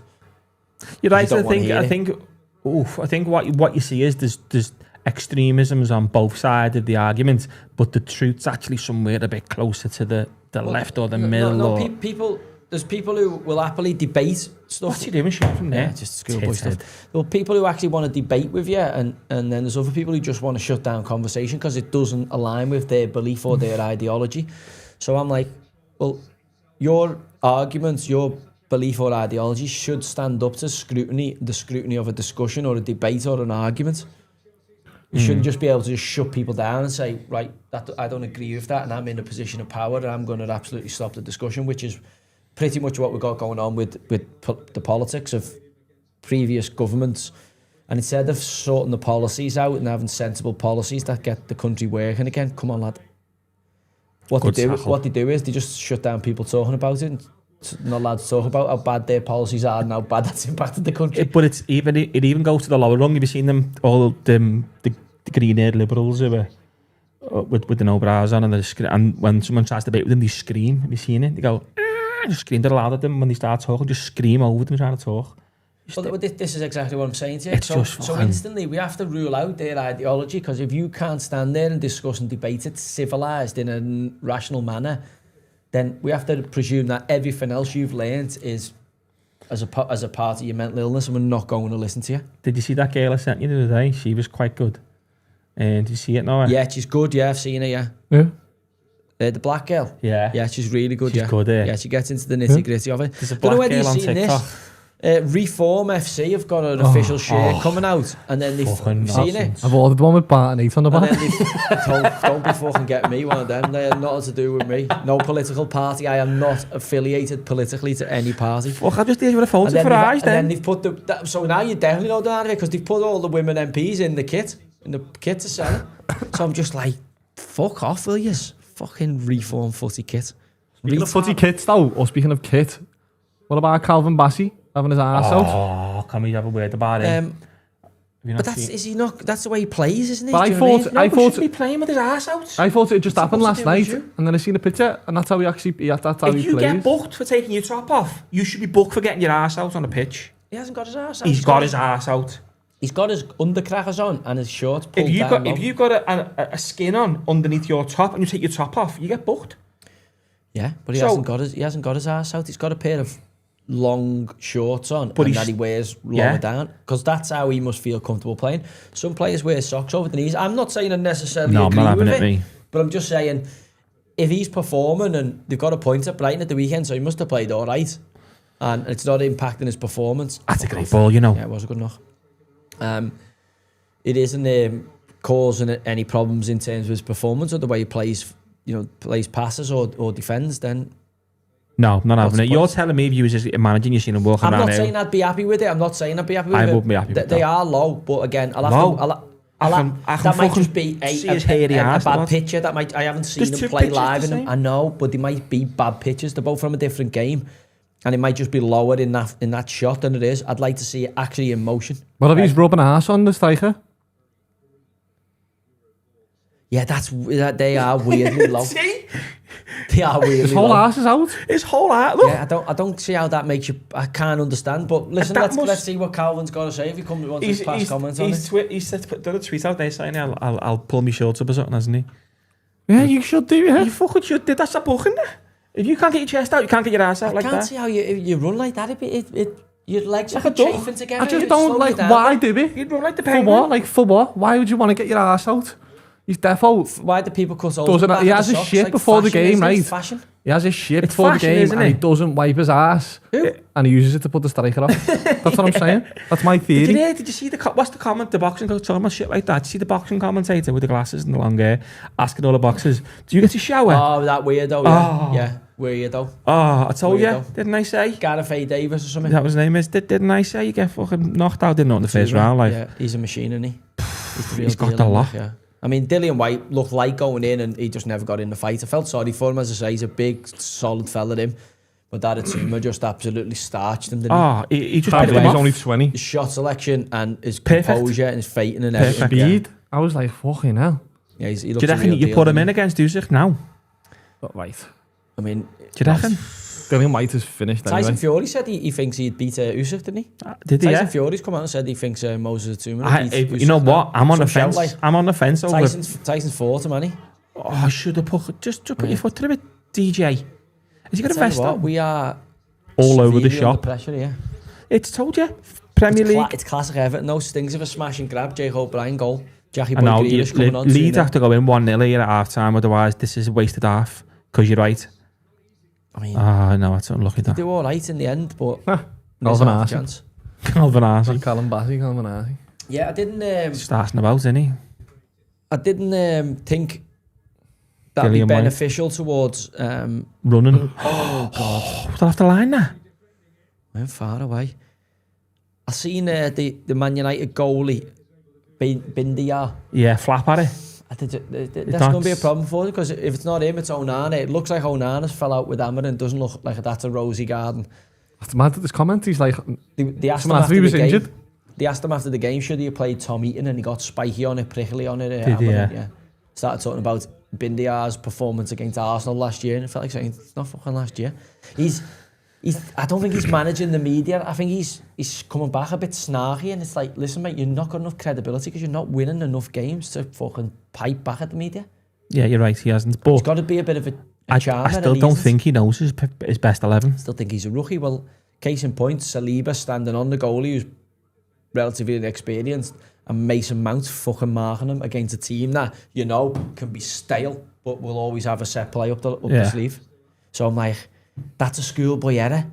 Like, no matter which way you look at it. And then what he's talking about in the game, he must have watched a different game to me when he was like, we should have won that. He just put him into fucking... Well, just go down, you're on fan. Go down, just need to get just go down, go down then. Did you hear, was it Slot who said they have to try to shield? That was a mad one. A mad shout. Someone said about, the referee said if you don't go down, we're giving the foul. What's one of our players? Well, that's that. I think that's the case. I think you have to throw yourself on the So floor. Slot saying, we staying out, we try to tell them stay on the feet, and then you got the referee saying if you don't go down, you're not getting a foul. So that's a prime case there with Everton. If he goes down there, he gets that foul. That's a great tackle. No, not that one. The other one around the corner. Dewsbury Hall's just opened up there. It's a foul. Yeah, it's a cheap free kick. Oh no, you got the free kick there. What I was going to say, did you see the Burnley keeper was the first one to have the 8 second rule? going in? Yeah. What do you think of that? I like it, mate. But I think it's got to be more beneficial to the top teams, obviously. So I don't know whether it's just another rig in the game. It's sort of a little dark art for the lesser teams, innit? You know, when it comes to like the 80th minute. I've seen players keep his waste time on Anfield after fucking 10 minutes. So it's going to be beneficial for... Well, of course, you're trying to take the crowd away from a team, aren't you? That's what I'm saying. Yeah. It's going to be beneficial for the likes of your Liverpool's, Arsenal, Cities, who want to crack on straight away, and the opposition coming to Anfield want to slow the game down. They want to do that. So I like it, but because it's going to be beneficial to us, basically. What's new? Every rule change is beneficial Correct, to you. because we are Liverpool. Point. No, to the big boys, to the top 5, top 6 teams. No, just to us. No, obviously use it in Sorry, the lads, I'm going to have to interrupt there. Merlin has just super chatted. A fiver, knife on Merl. Merl, all right, lad. What's he after? When is Joey getting back in as a manager? Have you had any offers? And would you consider managing abroad like you did as a player? I don't know, possibly. I mean, I'm not in any rush at this moment in time. I'm enjoying my time off, and obviously got my hands full with 4 kids and loads of court cases. And getting my golf handicap down. But yeah, I will look into it, but probably not for another 12 months at least. I mean, see Bristol Rovers lost again. We picked them out, didn't we, on the Friday, saying Chesterfield were a good price there. I seen the sending off in the game. I don't think it was a red card, like it was a harsh red, but when you looks out, you looks out. Open wrong, but I think they could go again. It's a tough Would you go league. to Saudi or somewhere? Never say never, but Take I the can't podcast with you. I can't see it. Take me with If you're in football, That'll Abu Dhabi do. If you're in football, you're a gypsy, aren't you? You go where the work is, but I mean, I don't think. It's a shame seeing Nunes. Have you seen him the friendlies he was playing for Noah? It's weird, isn't it? It's like Nunes scored and I've seen it and looked at it was like a Sunday League pitch. It's like a horse racing. It's like an equestrian match. Yeah, it's just not. It's just like, not great, is it? You get some decent crowds there where you go, that looks all right. Looks maybe 20,000 or something like that, and then there's other ones where you're like, it's like a fucking. But if we're honest, League 2 is miles. League 2 is miles better. Someone just asked, what's the thing that League the 2, players sniff? crowds. What do the players sniff before games? Well, like olive soil or Calvin Bassey's ass. Smell it from here. Smelling salts. No, smelling salts it could be. Yeah, that's Vicks. No, I know that's there's Vicks, but yeah, I had smelling salts yeah. in America when I played in America. Yeah. Oh my god. Yeah, I had a nosebleed for like a month after it. Did you? And I didn't even, nothing touched my nose. I had a nosebleed. Have you seen them clips? I had before the game. Have you Honestly, seen them felt clips like on I'm the gonna have a internet where the heart kid goes around and asks people to smell his new aftershave? And it's smelling salts. Yeah.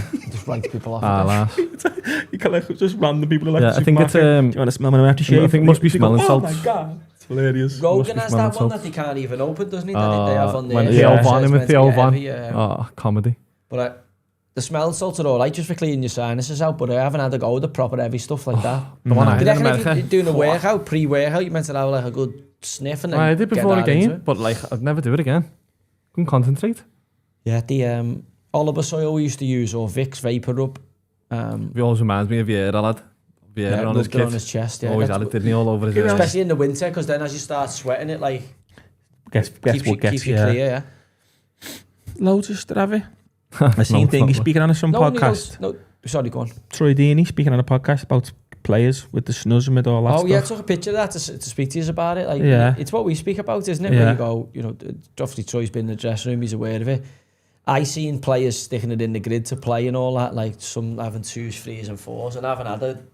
I'm just like, I do not know how you do that. Don't know how you good tackle, lad. I don't know how you go out playing with that feeling. It's like having a nicotine rush, like a buzzy head. Yeah, but once you get used to it, it's not for them, is it? It's just like normal. I know, but there's loads of complications then with like your digestive system, your circadian rhythm, your sleep, your body craving nicotine, that you've just completely scrambling your signals. Probably getting nowhere near what you could probably get out of your potential. Well, he mentioned the Chelsea top player, didn't he? Who smoked 15. That was Ashley Cole, 100%. So well, that was Ashley Cole used to smoke 15 a day, didn't he? That's some throwing he's got, Ampadu. I played with some lads who were smokers, like probably 20, 30 a day. Oh, good save. Our man was a big one, wasn't he? Richie Dunn was a smoker. There was a few. We had the smoking room at City. There was about 10 players who had the ciggy. Was there, yeah? Yeah, used to have a smoking room, yeah. Chappie's kit room. Should all go in for a biff there, like it was in the finger. And there was a good, like some were more regular than others in the morning. They go in and have a dick off was another one. And then they just carry around aftershave and be spraying it on them so the manager couldn't smell it on them whenever they were back out training. But they used to just come out stinking of aftershave and you'd be like, been on the biff, you'd be like, yeah, I've had the ciggy. Yeah, but... two guy was a big one, wasn't he? He used to smoke about 10 at half time and go out and be one of the match. Yeah, what the fuck? Yeah. There's like Cruyff and all that were all big whiffers, weren't they? All big ciggy heads. And that era, the player in that era, the doctors were giving advice saying, these are brilliant for you, like you play better with these. So like they were all saying that used to like sponsored by like Rothmans and Marlboro and all that. Yeah, I think it's like calm your nerves and make you more composed and all that, and it was just a load of bullshit that basically was killing you. Right. Well, it Cha-ching. must have been I'm gonna have to make the noise myself because I don't know why it's not coming up on the stream. Zebo, centre fiver. Is there any players that you managed or played with that are currently playing in the Prem right now? Yeah. Elliot Anderson, who had a great game for Forest there at the weekend. Elliot's there at Bournemouth. James Hill, who would give a debut to at Fleetwood when he was 17, is at Bournemouth. I must have there's a couple of lads who had the Bristol Rovers, Ellery Balcom and Matthew Cox, two young goalies who were in the Brentford kind of system. They might get a League Cup or a couple of appearances. Ellery played a couple of games in the Premier League for them. Trying to think. Quanta's obviously over in Germany. Would you say Elliot Anderson was the best player you ever managed? Yeah, he's the best I've had the privilege of working with. He was some player for us, and he's starting now to show that regularly. I mean, he was exceptional the other day. I still think he'd be better a little bit further up the chain, like getting him a bit closer to goal, and I think he could add goals to his games. Seen some of the chops he done in the Brentford game and opportunities he created with his composure on the ball. Looks like me with that wig. 0-0 half time. I think Moyes will be relieved there. Everton have been second best by a mile and have managed to keep a clean sheet and take a bit of the sting hopefully out of Leeds. But big 15 minutes coming up at the start of the second half. Yeah, really big 15 minutes here. We've got to certainly, throw a few punches back at Leeds here because we've been second best by an absolute country mile. But he's second best, but there's on the flip side. Can you get any worse second half? Well, that's how bad we were at Roma for the fucking 90 minutes last week, lad. So you can get worse. And we've been shit all pre-season, so we've clearly we're in a bit of a funk here. And again, seeing the way they've played there, I'd take 0-0 now. It was always 0-0 or 1-0 to Leeds. This game was for me all day. But it's crying out for Jackie Boy Grealish, isn't it? Get us up the park. Wonder how long he's got left in him. Half an hour, 20 minutes. I'd say if he hasn't got half an hour, you've got to give him half an hour. You could just got to give him that. He didn't go with City to the Club World Cup, did he? So he's been off there. So what's he been doing? Has he been training? Has he been getting himself in shape? We'll figure it out. He must have known Everton have been in the pipeline, or the move's been in the pipeline from getting left out that squad. So it's like, he must have been like, right, I'm going to fucking show you to Pep and City's hierarchy so that when I do get out, I'm going to hit the ground running and show them it was something your end, not something my end. So you'd expect he's got to be hungry, because he could have gone and maybe tried to engineer a move to Saudi or LA or somewhere like that, and he's ended up going to Everton. So he's obviously still got ambition and still thinks he's got lots to prove as a player. Well, he has still got lots to prove as a player. I mean, it's World Cup. He's looking at that World Cup next year and thinking, I want to be in that squad. I've got a point to prove. So if he can't do it this season, where he's not just wanting a point to prove to Pep, he's wanting a point to prove to himself as well, and to get himself back in that squad, then I think it could be a case of, if he doesn't do well for Everton, he's going to go down that Dele Alli route and just fade away slowly. That's what I can see. But I've got faith in him. I think he's a good player. He's still got a lot to give. So I think he can make the England squad. I think we said in the podcast last season, if there was a player Everton would take next year, it'd be Grealish on loan. And there was a few players we got right, wasn't? No, we got Ek and TK right. Me and Noah said TK to Liverpool. I said Grealish to Everton. So there was a few players I got right there. But yeah. Hi Joey, big fan mate. Love the banter about me on your TikToks. Have you tried Huel yet? That was from Gary Neville. Avatar what? Huel. Cheers, Gary. Cheers, guys. Big fan too. Big fan too. Send us a crate. We're a big fan also of you, as you can tell from our TikToks, mate. Is it Nari Geville or Gary Geville? Gary Get Geville me or the Nari wig Geville? Gary girl. No, I haven't tried. I have a Huel, you know. Huel. Can I make a confession? I do drink it. Well, that's now put me off it definitely because you're one of the most unhealthy men I've ever met in my life. So you should be paying Cambo not to take it. It's better for your brand. No, because is it nice? It's all right because I'm on them fucking jabs. Right. It's just like when you have a bevy, you have that drink, it fills you up for fucking about 6 hours. Can you have like 5 pints then? No, struggle. Of what? Pints of what? Lager. No, I'm gonna have 5 pints of lager on that. It's fucking hard. I have to go on the shorts after about 2 or 3 pints because it's just fucking heavy. That You're bloated. You just. There's a few people who are half the people who used to be on it. Like, what's the actual damage you've taken off? Just over 2 stone. Yeah. Good effort, that lad. 2 stone? Yeah. Good That's effort. unbelievable, eh? Just over 2 stone down and about You 6. can't give you no credit because you're jabbing yourself, but Listen, I Well don't want credit. I just want to you are fucking lose looking weight. good, to be fair. Yeah. Getting ready for the... I'm going back to Do you feel the difference? I'm Like? going back to Marbella Wednesday, aren't I? So it's no carbs before Marbs, is it, for Wednesday? Do you feel the difference? Like, can you feel? No, I feel worse. Yeah. No, it's just my age though. You get out of bed and your fucking arms in it and your legs in it. You know, you can't walk for about 2 minutes. You won't feel it yet, but you're getting there. No, you must get it when I'm you're out of bed. definitely You getting fucking. No. Oh, all right, fucking body Adonis. No, I'm not. I don't like ache my knees or my feet. Like, Oh, when I get out of bed in the Playing morning, footy or it something. takes me about a minute to like stand up straight. But I don't listen. It's not. I don't feel great. I can see myself losing my clothes at all. I can feel it in my clothes, and my missus said, you know, hey, decent lad. It's working for you. Keep going.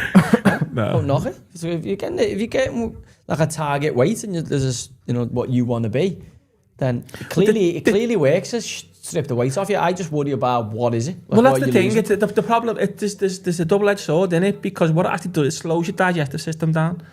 So you feel fuller for longer. But obviously, the side effects you don't know because no one's done it. But the side effects of being a big fat cunt is far worse, in my opinion.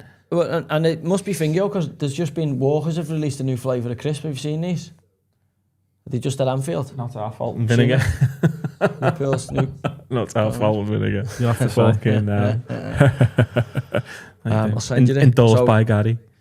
Yeah, I've you seen can. seen some crackers about it. I know you shouldn't laugh, but some of these were crackers. Where was that one there?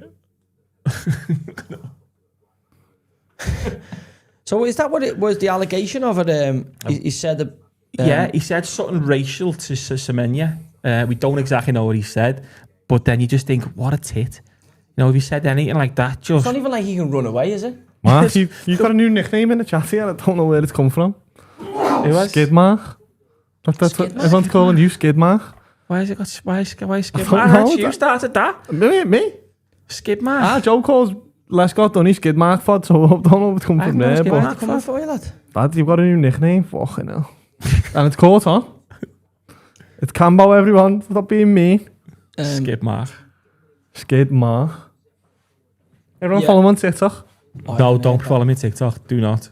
Oh, skid mark. Yeah, I've just got it there. Just come in a little bit off the side there. I was like, what the on about here? Skid And they mark? just got where Saying you I've listened. I've been called far worse. Oh, I know. Yeah. Definitely, we won't Right, make first a change. half, Shite, Everton. awful. Awful. Everton were awful. Leeds. I Pickford thought looks like Leeds. classic Pickford, just fucking busy. There's Cat on a hot tin roof. Fly around my head. I said that to you before. There's a There's a flyer? fly in here. Yeah, there's a fly in here. Is There's a there? little fly in here, yeah. You But, I there made up is. it's- Yeah. Gary Neville's I made sent up it. it's doing your head in rather than mine. Fuck off. Leave me alone. Skip Mark here. I mean, Oh yeah, got one for you. Someone's asked, what is the dog fart? And where did it come from? the dog fart, it was just because it said what it said. My opinion at the time was about as welcome as a dog fart. He'd kind of left that smell in the room, you know what I mean? So I was just like, right, well, Here's what I'm I'm going going to to say. sign off now. And It's then a dog it may fart. well smell like a dog's fart in this room to you because it's, but it is just it is just the data. It is just like that, and then it just turned into that. Just like say it and like be like, as I tweeted, I'd go like that myself. So it's almost like you're signing off, like not asked. Have a whiff of that. With that, with that, and I'm not even asked what you Like actually think about it. waddling off out the room after letting one go. No, just farting in there and leaving it to marinate and letting people get on with it in the comments and see what they wanted to say and have it out and argue. The amount of times people just go and have it in the comments, I don't even have to say anything. You know what I mean? But obviously now being off there, it's amazing how much fresher your mind is and not trading in that all the time. There's nothing worse than a dog fart. One thing worse than a dog fart, reverse one. Yeah, but it's such a minefield, that social media, especially Twitter, like it is. And when you're on there and you're trading all the time and you know you're back and forth with people, I don't know how fucking Elon Musk and all that do it. He must have Trump has a team around him, doesn't he? Trump has like a 6-man team around doing that for him. Like he'll say something and I've seen it. So they're obviously a filtering process for how he's going to say it or whether he's. But again, even there, you think fucking hell. Imagine what he's thinking if that's what he's actually tweeting. I wonder. I don't think Trump actually has anything on his phone, and it's just his team do. Yeah, I've seen it. They're all like they've got two people talking, one over him and one's typing. It's just like. Well, he's out there today, isn't he? The old dear leader, Keir Starmer. He's gone out there with the European delegation. It must be Ursula von Leyen and the. He took his boxing gloves. And Zelensky. Took his gloves out. Obviously, Putin met with Trump in Alaska. Well, they're saying it might have been Putin's body double, but they met in Alaska, and had a bit of a powwow. Drink from the shop. I'm all right, thanks, mate. I'm all right, thanks. So they've had a bit of a powwow in Alaska, and obviously now, you know, they're going out. Weirdly, it's going to sound weird, this, and George Galloway tweeted it this morning, so that's why I'm saying it. We've now got our Prime Minister and the European delegation and President Zelensky jetting into America to ask the American president to keep a war going. Yeah, you're right. How mad that sound? And the left are supporting it, going, oh yeah, then no, we want more people dead. So they're actually advocating for more war.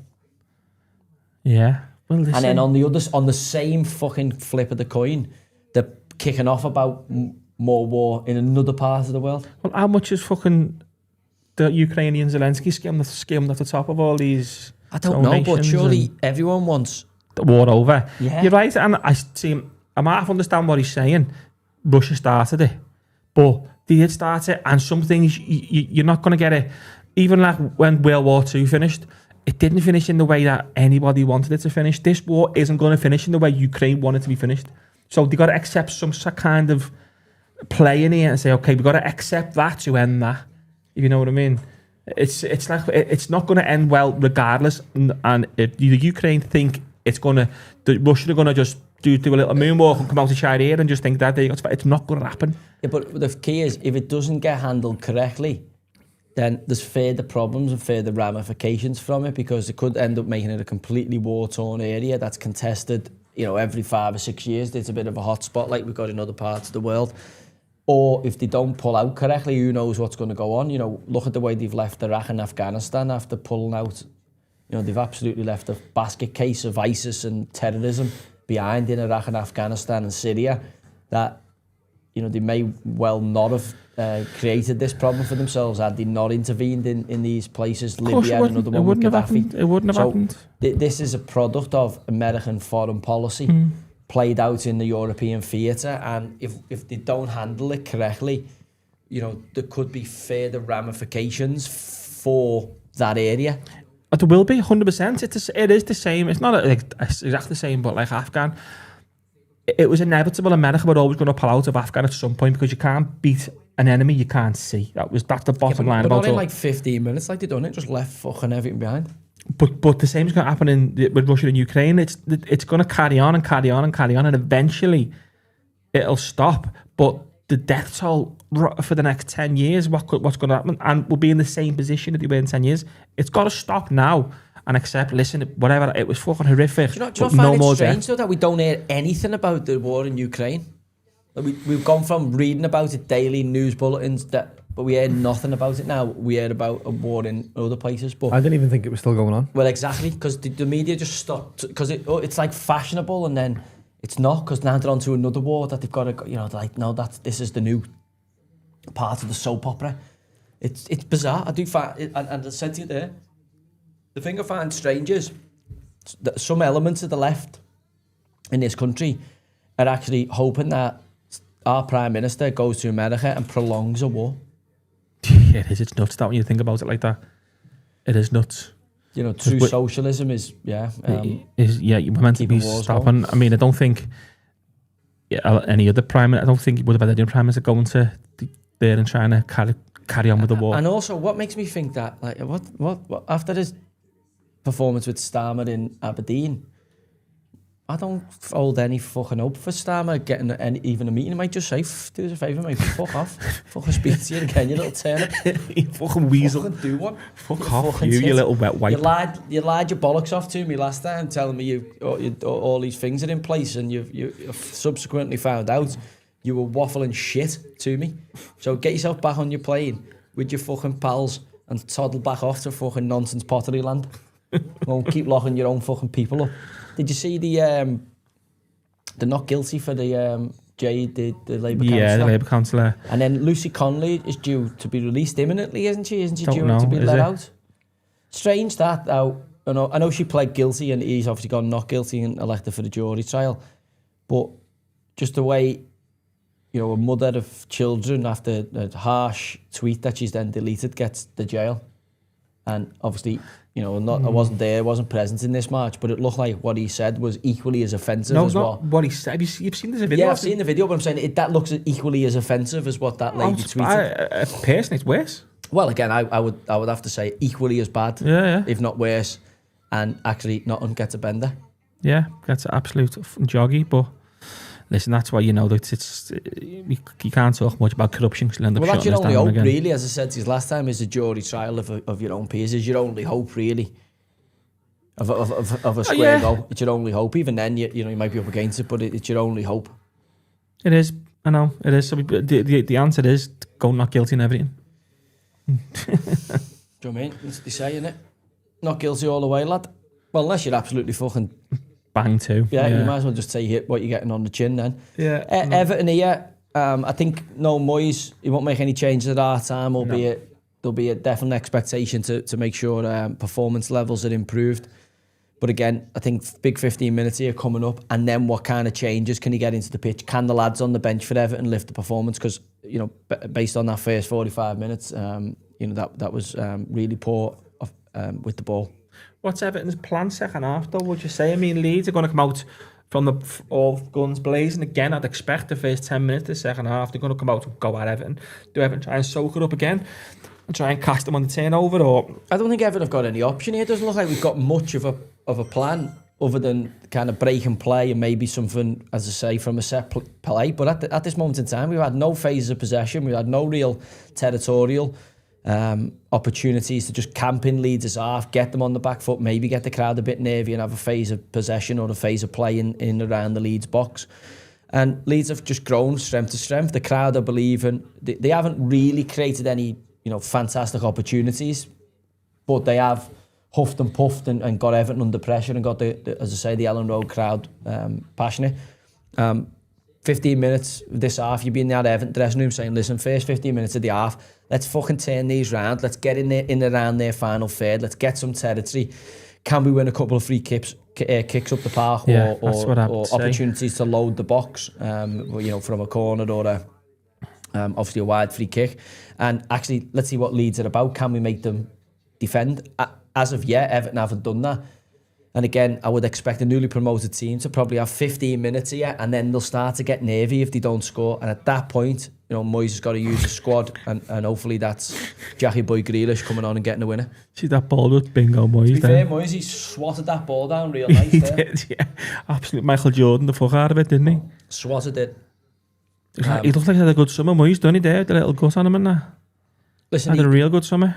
he done a great job at Everton last year and settled the club right down. This is equally a bigger challenge now, moving the gears and getting Everton He did back thinking about getting in the that's top why you're 10. not getting relegated. I mean, when I think it was someone put up before when Moyes arrived, I think Everton finished 11th, you know, from the start of his tenure.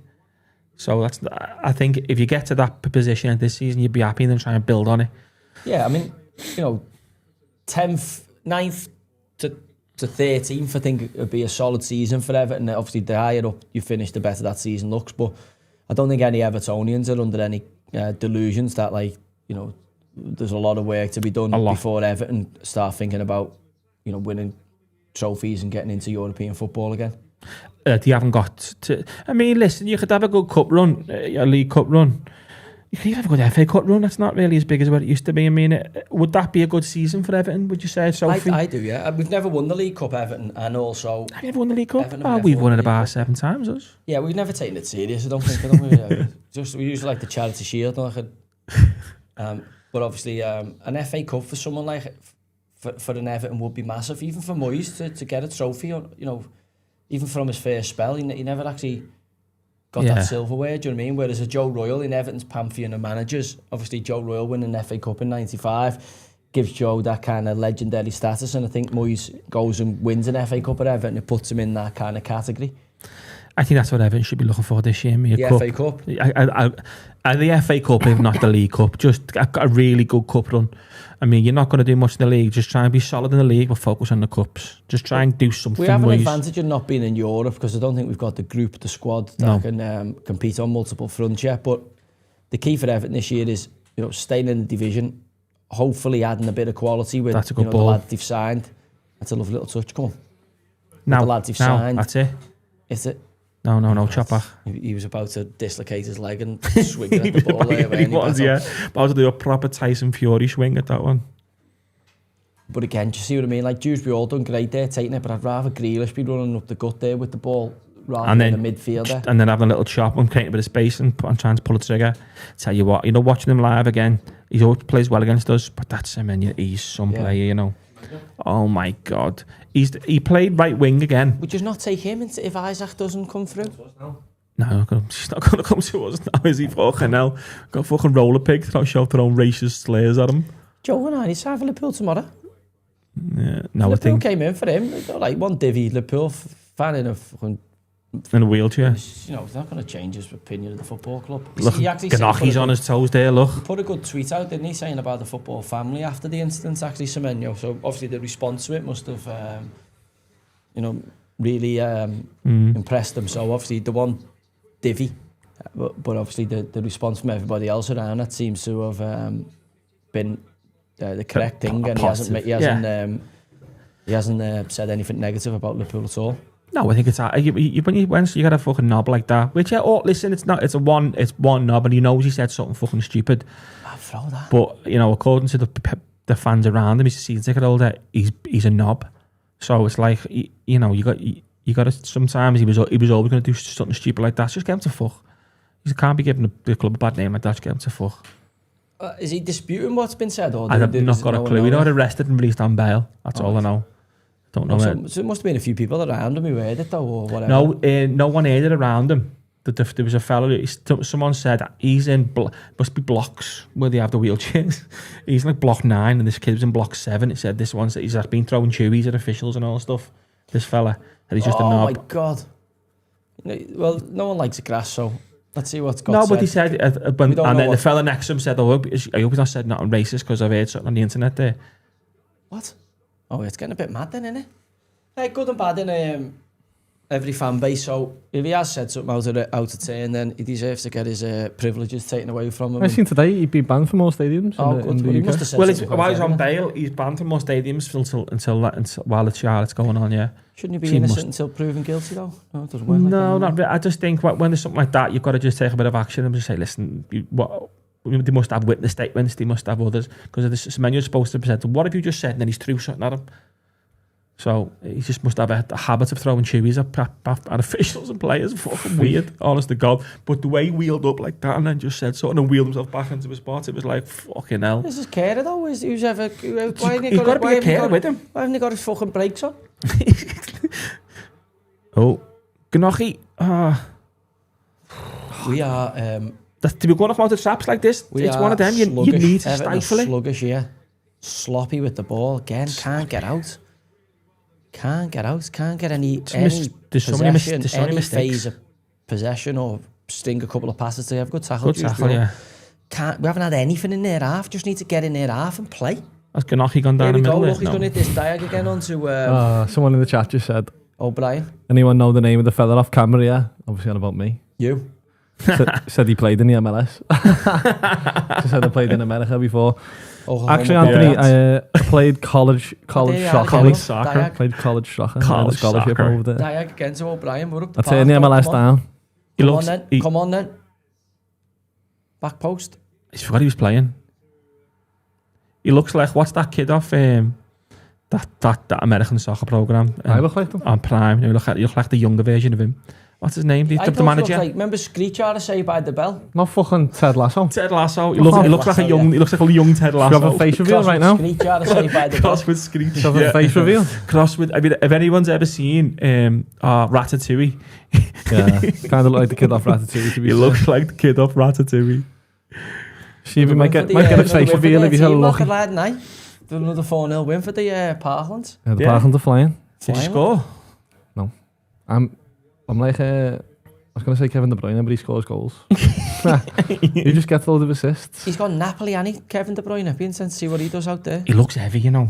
De Bruyne. No, not in a good Not way. heavy good. Yeah, I mean, yeah. he looks like he's had a good summer. Yeah. I seen a video of him the other day. He looks very slow, sluggish. He looked like you in a friendly. Fucking he looks bad then. You look like Joe from Marseille in a friendly. Possession second half. I had more possession, but it's all in. Your own half. And around half fucking final third. Yeah. Get Grealish on and get Barry on. Where's Barry from? Country? Came from Spain, didn't he? No, but Villarreal. what? No, is he Spanish? No, he came from Villarreal. He's What's not the name? Spanish. I He's, don't know where he's from. I want to say Venezuela, Senegal mate. or somewhere I like want to say that. Venezuela. Beto. Right, next Monday, Barry's French. He's Next saying, Monday, he's saying he's French, yeah. I'm in Spain. Newcastle, Liverpool. I am in Spain. You've got to get someone else to do that one. Josh can do that one. I'll be sipping sangria in a bar. Lad, you have some oldies, you know, honest to God. Lad, listen when you're He's my age. He's come from Bâle in Switzerland to Villarreal. He's had one season there and then Everton have gone for him. We only So scored he's- 11. He's French? 11's enough. He's but French. He's French, yeah. French. Oh, okay. Paris. He's raw. I mean, he's got work to do based on what I've seen last week. But Definitely he raw, is like. mobile. He will sign stretch teams. Gives you the different dimension to Get a bus through there. Beto. But again, I mean, I don't look at him and think he's going to get his 15 goals or 20 No, goals. I wouldn't take Beto off here, you know. I think he should outball. You know, if you're going to hang on and do a David Moyes and try and get that set play, you don't take Beto off, do you? I don't think he will. He seems sort of... No, I mean for Barry. No, but again, it'll depend on the state of play. He seems to have really taken a shine into Beto, and he did do really well last year for Everton. When Moyes come in, he gave us that focal point, and as I say, Everton stayed up with plenty of room to spare, and a big part of that was Beto's, you know, performances, and he started obviously to nick a goal. Go on, big man. That's what you need. He's absolutely fucking flattened the. That's why I would take him off. He's been blind quiet alley. so far tonight. Blind alley. Oh, well played. Hell. That would have summed up Moyes. That would. Someone's asked if we can, if Josephine can come out. Is she in the back? Looks very nice. Sexy legs. I didn't have look weird in a blonde wig, you know. You did look like Jimmy Savile. Look weird. Mike Myers film. Yeah, we've had the glasses on. Yeah. Wayne's World. Wayne's World. Yeah. Dude, what was his name? Garth. Garth. Yeah. What's his name, man? Remember the bear they had? Garth. Wayne. Garth. Wayne both had tidy beards, didn't he? Wayne's one. Wayne's one that Mike did Myers did it. one. Oh God, the Asian persuasion. But you haven't seen any of the Mike Myers, Austin Powers and all that. He's a superstar. Yeah. His mum and dad from Old Swan. Are they? Yeah. Had he? Yeah. He's a Liverpool fan, isn't he? Yeah. That's why his dad is his mum. I think. Oh, Ganachy. Is his mum and his dad, or is that one of them are from? He was from here anyway, and he moved to Canada when he was like 3 or something. Can anyone in the chat confirm? What? Mike Myers was from as a Scouser. He has definitely got roots or links to the city, that's for sure. I don't think he's an actual Scouser. Old Swan. James definitely. Milner, by the way, the only player born in the 80s to play in the Premier League. Is he? Yeah. Henderson's there though, isn't he? Come off the bench, didn't he? Henderson's at Brentford, isn't he? He's not born in the 80s, He is won't be he? the 80s. Jordan Henderson. No. But I'm old Milner now, 40. Henderson, 32. Hang on. Henderson's 32, 33. No, I think he's older than that, Jordan Henderson. You think? Nah, I like would say he's 34. 35 at Thir- least. Well, Milner's if like Henderson's 30. 34, he's born 89. Quick math. I would say Henderson's at least 35. Well, he's born 89, 88. Right. Someone just said Halle Berry's ma is from the Old Swan. Halle Berry's Mars from Old Swan. What? What? Yeah, that could be true, that. I used to live in Old Swan. Could be true, that. Are you Halle Berry's dad? If I was Halle Berry's dad, I'd still be bathing her. You're older than her, lad. No, she's older than you. I don't know. She's older than me, Halle Berry, yeah. Yeah, she must be at least 50. 5 years older than you, I would say, at least. Yeah. That clip of it, what's that film called? Monsters Ball? Oh my God, yeah. Oh. I'm not on about that. I'm on I'm about on Everton about getting Halle overloaded. Berry. I'm not on about Halle Berry. Billy Bob Thornton. Yeah. What's going on here? Ampadu, looks hurt there. Yeah, He's he's not been happy. booed. He thinks he's done his medial or his knee. He's reaching for the Push knee. pineapple, shake Pendo's it through. 35. So he's Exactly born in what I said. 88. Big Tim took him out. See what happens. Campbell. Try again. Let's see. Hendo was born in 1980. It's not 2020. Nine. Oh, he's done him. His knee's gone here. Watch his ankle twist here. Watch his ankle here. Ampadu. 1990. Watch as he lands now, look. That's not meant to go that way. Ankle ligaments, yeah. James Milner. That's him off. He won't be playing on with that. 41. He can't do anything. I mean, his foot sticks in the ground. That's Yeah, not Is his it Buren? Yeah, the Boonen, yeah. It's not the worst tackle. It's just his boot sticks in the ground and goes behind him. That's bad. That's a bad ankle ligament. That's popped. Yeah, he's in. He's in He's pain. not playing on, yeah. His foot went the other way. Yeah, Yeah, he's in bottom there, naughty. like. Yeah, he's off. He's not playing on with that. Fucker. Your ankle's not meant to go that way, lad. Push pineapple, shape it. No, Sorry, yeah. why- can we get on your bad maths here? If he's So Henderson is- 35, what year is he born 35. He's born in 1988. in? Lad. It's No, 1920 89. It's 2025, you know. So he was born in 1980. 1990? 1990, sorry. Fucking hell. 89. Yeah, it's Lads. 2025. What's 2025? Take away 35. No, but Yeah, it depends 1990. when he's born. Depends on what month. Well, it's definitely not 88. No, he's definitely 90, lad. 89, I said. He's not. He Skid Mark talking nonsense. He's gotta Someone be just 90. said talking nonsense, Skid Mark. Skid mark, he's got to be 90, lad. Skip back. He's a 90 baby. So Milner's obviously 36, 37 then. Any cats older than there's got to be a cat in the Prem older than 35. Yeah, Tom Eaton must be older than 35 at Man U. Oh no, but like to come on and play, I mean. Oh, he Oh, might play the next game. They fucking keeps so the flapping one at them you like mean that. who played this weekend? Yeah. I'm gonna say it's got to be players in the Prem in the 80s. What's apart gone? from His Milner. knee or his ankle? Hendo's His ankle went the other 1990. way. Yeah, but it's his Thank you. knee's old, and as your ankle turns like that, it's your knee that pops, isn't it? Must Unle- be. Unless his knees. How's he stood up though? Because I seen his foot go the other way. Yeah, you can stand up. It's only when you move offline that your knee gets out of sync. He's going to try and play on. He can't play on. Skidus Marcus. Skidimus Maximus. I think it's his knees done. I don't think it's Loving his these ankle. comments. But that did not look nice at all. His ankle went at 90 degrees to the way it should have done. He's jogging, to be fair. He's going to carry on? I think it's his knee done. He was holding his knee, but Carry on. His leg went the other way. His ankle opened up. I'd be surprised if he carries on here. Looks like he's going to carry on. Fair play to He's him. fucking Terminator. If he's carrying on here, what I've just seen. I'd be shocked based on the way his leg changed direction like that. I don't know what he's done. Sometimes you go back on, you can't feel it, and you've done your meniscus, and then the minute you move offline, It's left gone, to right, you yeah, feel it it makes go it worse. unstable, and you go, Well, it's shouldn't he gonna have go. someone who's moving the knee and doing all Casemiro's that only stuff? 33. Even though he looks like he's aged a little He bit. definitely looks 38. I know what you've just said Someone before. just asked if he was 34 or 35. Leeds are a big side, like a tall side. But No, they've invested in a lot of tall players. I was going to say, they didn't look that. Yeah, they weren't huge there, but No. they've definitely, some part of their summer recruitment drive's been a bit of size, putting a bit of size into the team. I mean, What are you laughing at? it's ultimately coming down to, like, Pedro. Is Pedro going to be able to score goals? What's Skip Mark's takeaway rating?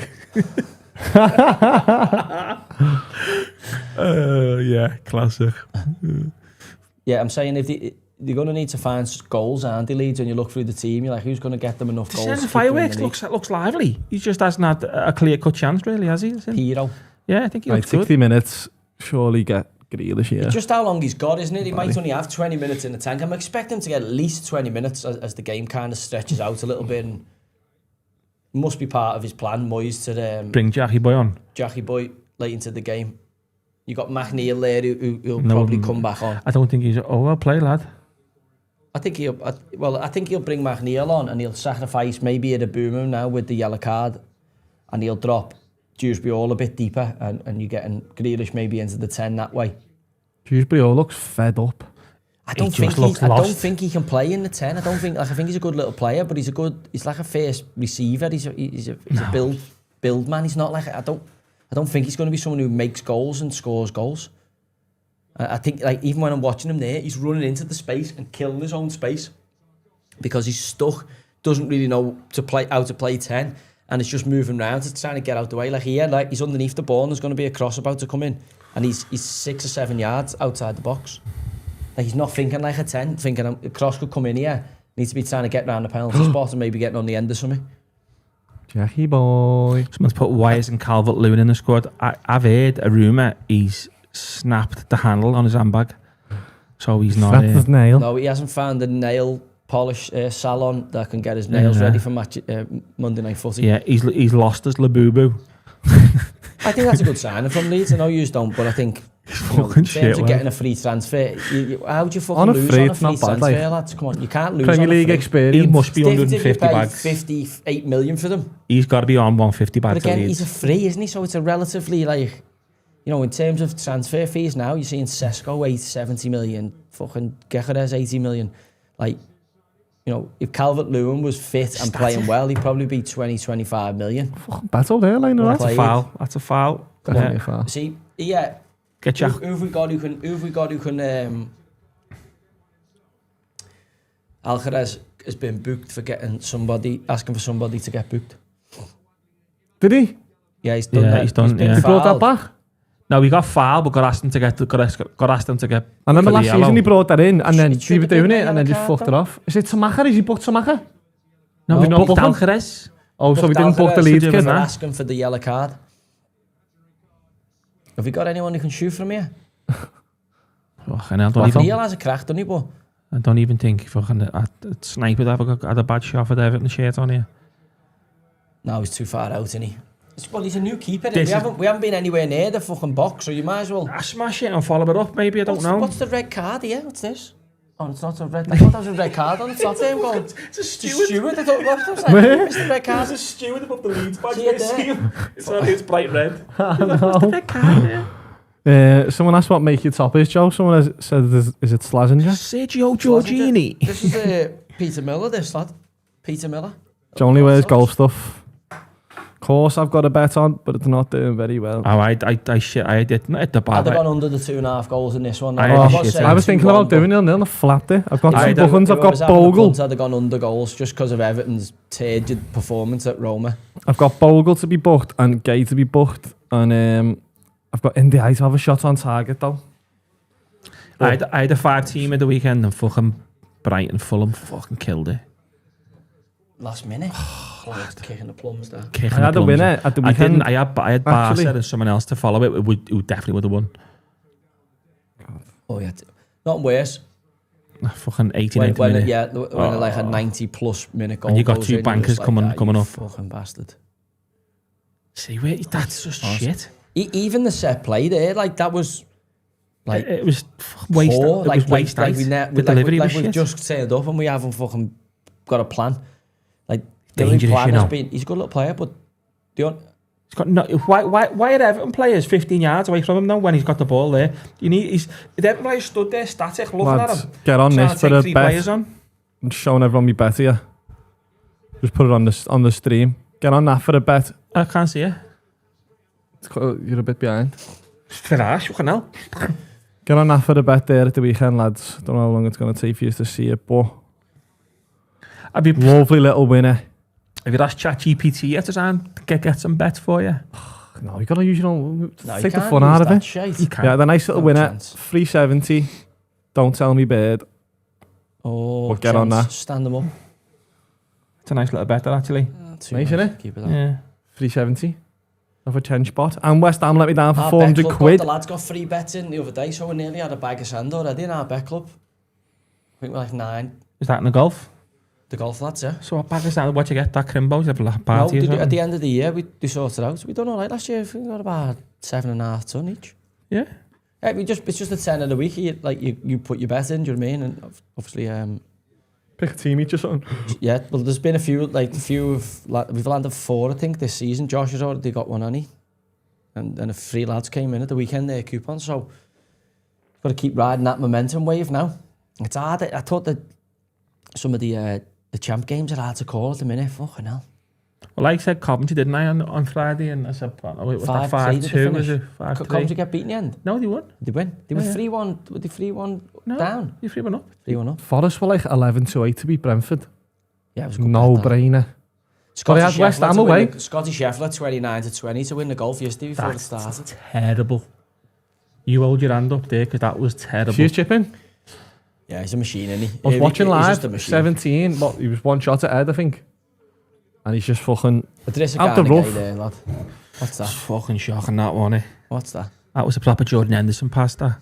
No, Henderson, he's got way more quality hasn't. than that. He hasn't. More than that. But there is a kind Hollywood of guy, he's had a Henderson. good- All Henderson do is pass it, is kick it away and hold his hand up saying sorry. So I done all game, Henderson for Liverpool. Sorry. He'd run after it. No one, no, because he kicked it 70 yards and no one will go No, sorry. he was good for Liverpool pressing the ball when you had Good- big games. and Good you off could the get ball, on good front. pressing, Yeah. good organiser. Just wasn't a great footballer. But still Liverpool's captain when they won the COVID league. Here he is, Jackie boy. he is. Here we go. Right, they should 24 minutes, 23 minutes he's be going to intent go. to see where he uses him. There's your man here, that little fly. Look, there he is. Yeah. Fuck off you. It'll be intent to see how he uses him and whether it does free up Ilham Diaye to get a little bit more space. It's been this interesting what he's talking 3 days, going 3 at the back, is he? What's he doing there? I don't even know what he's doing. What he's there seeing? He's went like that today, what? Right. In Moyes we trust. Don't be trying to get in between Davy Moyes and the Evertonians. I'm just saying, he didn't look like he knew what he was doing there, Moyes. Well, the way we've played for 67 minutes with the test too, we don't really seem to have an identity as yet as a team. We're still trying to figure it our way. He's not going to stick with this 4-2-3-1 once he brings Jackie Boy on, is he, though? Well, You're going to go 4-4-2, do you reckon? And put Jackie Boy out wide, or... that's what I'm saying to you. It'll be interesting to see what he does with him here, where he positions him. It might give us a bit of an indication of what Moyes is thinking about Grealish. I would think you'd want to get Grealish a bit more centrally the way Everton play, because we don't really get a load of speed on the ball and get the wide players serviced quickly. We could do with somebody who takes the ball in the middle of the park and runs with it up the gutter teams. If you get Aston Villa Grealish, Some player. Yeah, but again, there's a big Simple. if in it. It's a big if in terms it of... is Yeah. a big if, like, because Me auntie had balls. Pep's absolutely turned him into a robot, unfortunately. Well, it might take a bit to kind of get his confidence back going.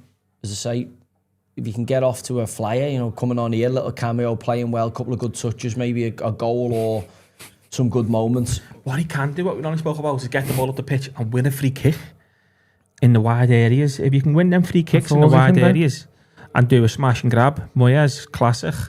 So he might come on the left, Well, our next game's Brighton at home, isn't it? We got so that, you know what I mean? I mean, and again, a winnable game. Brighton are decent, but again, if Everton turn up and get after them, we could win that. It's not like we're playing fucking Man City or something. So I think Everton's season has been really, really poor. The pre-season, not the season. They've had no real results Great or ball. performances or anything to build off. The performance against a newly promoted team here for 70 minutes has been below par. It has been below par, but I think I'm not being able to Everton, but it's probably expected. No, but I'm saying it is, but also when you face a newly promoted team as a Premier League side, you'd expect to have moments in the game. We haven't had, up until 70 minutes, we haven't had. That's a foul. Yeah, I don't know. That's not giving him a foul. That's a fucking foul. And again, pre-season doesn't mean anything. It's about how you start your first 5-10 games of the season. A point for Everton today at Ellen Road. It's a good point. it wouldn't be the end of the world. No. But also, as I say, it'll be interesting to see how he uses Jack Grealish here and what he does with him. He might go to a back three here. This might be a back three. It could be. He's just been saying then 3. Yeah. What's he doing? He's in the middle of the 3. Yeah. He's on a yellow card, isn't he?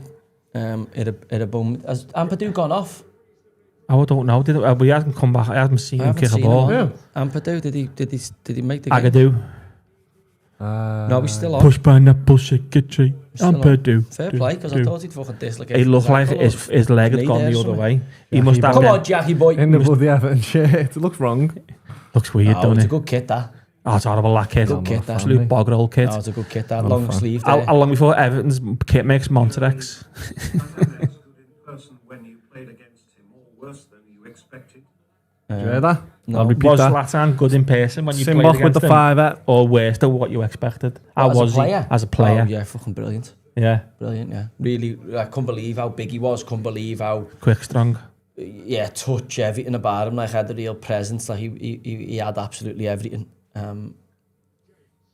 Yeah, I mean, was impressed with what he was about. But the size of him was what shocked me. I was just like, wow, how is he that big?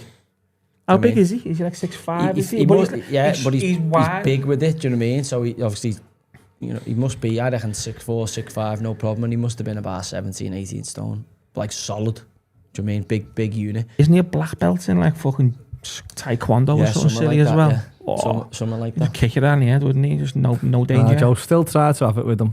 Yeah, I wasp. didn't try and have it with them, lad. There's just the honey badger just like, what the fuck are you up to here? Didn't want any part of it. If he started taking a karate stance or a taekwondo stance and started throwing all my kicks now, Done me, Amy. I'd the ones with no part of that. I'd have been massively outweighed there. It would have been a proper weight mismatch. I'd have got my head absolutely volleyed off. You would have got you right in the Oh, full yeah. Nelson. But like, he's got that God. big of a schnoz. I'm just thinking, you only have to get one on that. And you have to get one, the counter fucking hook on that, and it could be a different drop. Just slap you under his nose, see if it wobbles. Yeah, I mean, as I say, he's a big boy, and you know, shock me not because sometimes you don't appreciate how big someone is till you stand next to them. And it's like what I said to you there, you know, the touch and everything else he had as well for a big fella. Everyone talks about Peter Crouch, who was taller and thinner, having a good touch for the big fella. But this Ibrahimovic was something else again from that. Yeah, even you watched him with that couple of memes to play on the same pitch, it must be different. The goal he Different scores level. against Joe Hart for England against Sweden is an incredible I don't think goal. anyone else could score that. I mean, yeah, they can, but I mean, that is, not many of the players try that. You know what I mean? Yeah, and again, for him to score the goals and do the things he did in Italy, I mean, you know, that's a tough league for strikers, isn't it? You know, in terms of the physicality and the way Italian defenders body on body and they get in your ribs and they use all the dark arts, and obviously that, you know, that's where Zlatan spent most of his career. And you know, I can see how people will have ran into, right, we're going to rough him up and do X, Y, and Z, and then just got absolutely fucking put in the place by him when they run into him, and you just can't believe how big he is.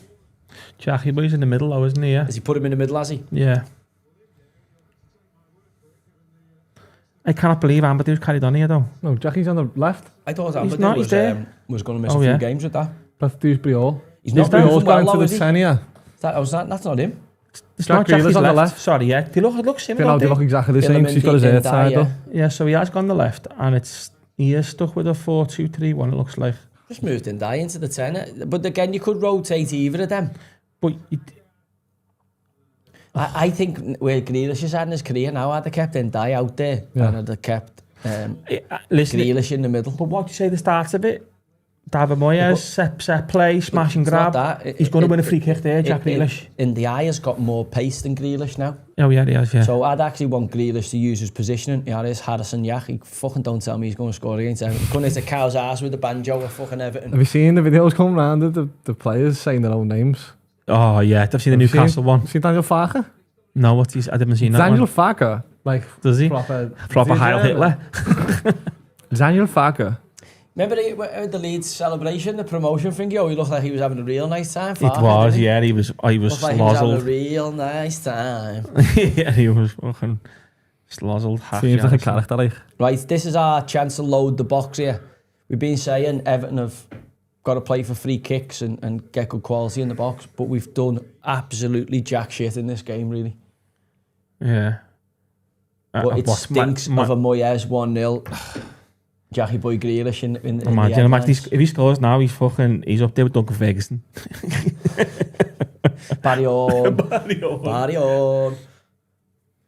Doesn't take much, lads, to become an iconic player after the Bramley Moore. Did you see the Legends game we played? Seen a bit of it, yeah. Oh, and Theo Walcott. He played well, he was sharp. Play for Everton? No. He's classed as an Everton legend. Oh, wow. Oh my God, you can't fucking... That's a bad knock, that, isn't it? That's Dwight McNeil, like, it does give you quality, like delivery, Dwight, and get you a goal. Don't forget last year. That's done well. Skinned him, to be fair. He skinned him Pass. again. Niv, think. Come on then. Why do you need 4 touches there? Oh, it's a good effort. Thought it Good could have went save. down First there. shot on target, though. In 75th Charlie minute. Alheras. Yeah, but Everton have didn't shown need nothing, full someone touches. said, and I totally agree. Well, that's up. Yeah, we have been nothing apart from that there. Good little play, Dewsbury all. That's a good save, but you wouldn't expect them to get beef from the cat, would you? All right, why a free kick, and can we get a corner and put a decent knock into the fucking box, though? Because the delivery so far has been Who's on it? substandard. Wedding venue. Yeah. The wedding venue. Go on. Get it clear. Oh. That's nearly. That's a chance for the big fella. Is he a ginge? Is he ginge? Yes, Looked very ginge then, didn't he? Yeah, he's got to be ginge, hasn't he? Oh, it's a chance. You know what? Should have done that. He should have done better. The Penalty! Penalty! The defender does enough just bumping him, doesn't he? Just keeps that body on body contact to make sure Did he you doesn't see get a the, fair easy go with it. God, this is a big roll of dice here, isn't it? 10 minutes ago, he's upsetting the apple cart here, isn't he? What'd you do? Yeah. Have you ever done that? Made 3 subs like with 15 to go at once. I do it on Footy Possibly, Manager. I mean, I can't remember off the top of my head, but yeah, possibly. I mean, it's a bold play because he's trying to win the game, isn't he? You know what I mean? He's bringing a striker on, Ampadu, who's coming off now. I didn't think he'd make it back on, fair play to him. But Harrison Yak, he's obviously decided to go down to 10.5 players to try and give Everton an opportunity to win the game. By bringing on the one man who does nothing positive from an attacking standpoint. Well, Because he cannot cross. Yeah. He cannot Trying cross. it in here, He you know. cannot shoot. I might have What to he put him does on do to is score, he yeah. runs round dead quick, dead fast over like 10 yards. Own goal. Straight line What is the own sprints. goal? Might put him So on is to that score. Everton's progress? That's They're a bringing terrible Harrison Yak beard. on. Harrison Yak, and after Everton are bringing the ponytail god on of Jackie Boy Grealish. The ponytail poacher. Where we used to have Harrison Yak starting for us last season. Harrison Yak was like a Jack Grealish from fucking Timu, wasn't he? He's like, Timu Jack Grealish. But let's not noise him up too much because he could. Is it asking for it, yeah? I know I am. I'd like to see Beto replaced now with Barry. See? It feels He's gone he's working stale. his plums off, to be fair to him. He will keep working, but you can see there his legs are Getting heavy. very, very heavy now. Very, very heavy. And I'd like to see Dwight McNeil come on, because Dwight McNeil can fucking get you or make you a goal. Oh, seeing that goals, that's a little bit worrying for the Ev. It's in the Championship, mate, not in the Yeah, fucking it's big league. No, It's a big league. big boy shit. Well then, Jackie Boy. Oh, it's terrible. The yellow card. Book him. Oh, no. There's no There is one. a guy. If he fucking concede off this. No, you're not going to concede off this. No, but I'm just saying, see how sloppy he was even to get back goal side when he realised to taking a quick throw. Well, it looks like it's going to be another phenomenal season to be an Evertonian. Lad, there's 15 minutes yet left. Just I know, kill but I'm your already Jets. hoping, waiting for the end of the season. I'm actually just so we're safe. We've scored 8 goals. Kept it in. Start again. Oh no. Oh no. Oh, I couldn't keep it down. Should have done a Bruce Lee karate kick there. Tanaka didn't have the knackers to finish that one. It's your man again, fucking now pink boots. Er is a fucking Ghana fucking nonsense pottery, look. Fanning around there instead of staying in position. Jack Grealish done well to, he just noised him off a little bit, see when he's coming in. Jack Harrison to score or assist is 12-1, yeah. They've obviously not watched him. You're giving it too The last large, you couple know. of seasons. Leeds have been the better side. If anyone's going to win it, you'd say Leeds deserve to win it. If Everton score here, it'd be a bit of a smash and grab. But without conceding like loads of good Clear opportunities chance, here. I know what you mean, yeah. Second half, they've been toothless, really, Leeds. First half, they were better. Everton, yeah, they huffed and puffed first half, but second half, Everton haven't been great, But this is where the Premier League tells at the minute, because they don't... that's a foul. He's done well, look. West Ham will play. Just try and The win ball's too something. slow. It's too slow. So What are we saying on these new Puma balls? Have you had no one's had a look at them yet? No one's commented on them yet. I think. We got one, mate, on the game, didn't we? Did you get a Puma ball? Yeah. Where's in your garden? I'm not, I can confirm nor deny that. That's fun to say. Well, yeah, they're all right. They're okay. Got Yeah. 3 of them. Got 3 Puma. How'd you get 3 Puma? Everton had that bad at shooting. No, they got balls a couple. Ah, okay. Oh. No, it's not a foul. It's not. Why would he go down there if he gets to edit the defender? Why would he 'Cause go he down slipped. unless there's contact? He slipped. Do you reckon? Yeah. Did you see the one? And I'm not having it. Did you see the pen claim in the Arsenal United game? Yeah, I could see how they were asking for it, but I don't think it was a pen. I don't think it was a pen. What? Slip. No. Oh, that was a terrible ball. Oh, no, still danger. Keep him outside. That was a terrible ball. Why is he playing right to him? There's your assist. Oh, it's on ball! That's handball. He's fucking saved it. He's looked straight at the That's ref. handball. He's looked straight at the ref. It's handball. Yeah. He's give it? It's handball. You can see that a mile off. He's give it, but he's give it. Is So it a red card? He's got to go to VAR. Listen, he's given Lads. it. He's given it so he could check it. It's not handball. It won't be in a natural position. Tag off, he's pointing to his bicep there. Yeah, he looks confident. Oh, no, his hands in and that. He's brought his arm down but leaned into it. It's one of them. He's not getting that. That's going to get changed. He's no brought way his that's arm. a pen. It's not in a natural position. Look, he's not in a natural position. That's you know such what? a fucking touchy one. Like, I know. such a It's touchy not one. in an unnatural position. I think it's one of them. If he's give it, it's not getting overturned. What's Yeah, he meant to do? yeah. His arms are here. He can't take his That's arms off true, his that. body. If he doesn't give it, it's not getting He given. can't Yeah. take his arms off his body. As he- What are you he- going to say? Get your arms off. No, I know his what you arms mean. are here. I know what I'm agreeing with you. I'm His arms saying. are here. I'm You can't agreeing take with you. your arms off your body. He's put his arm there, but he's sort of leaned But into what it. do you mean? You can't take your arm. You're going to do defend like that. Then it's your hands here. It's a pen. Like, what are you meant to do? Take your arms off your No, fucking listen, body? I agree. I just don't know Can't be a whether. penalty, that. Can't be a Let's penalty. see. It's not an unnatural position. No. Absolutely a penalty. That's what Someone he's just said. saying. It's one of No them. I chance. think if it's No given on chance. pitch, No chance. If it's that- given Oh on my pitch, god! If it's not. Jack Harrison takes this, I'll be livid. No I spoilers in the chat, please. I think the We are a couple of minutes should go and behind. watch this No. again. His arm's not in a natural position. I know what you mean. He's lent there, but That's what I mean. It's not his job to get out the way. If the ref doesn't give it, he doesn't overrule it. VAR. It's one of Yeah, them. do it's you know one what of he's them great saying? ones. You don't have to give it for him to check it either. He didn't have to give that then. He didn't have to give it. No, he could have not give it, got it Yeah. checked, and it wouldn't have been overturned. Yeah. I've seen them Oh, before. I'll give it. I know. It was one of them. What Cambo said there is right. He's given it, so he's No not enough spoilers. to overturn No it. spoilers if it's a goal. I would or have you're getting rather volleyed. the fucking ref there go and look at the replay himself and have the bollocks and make the decision.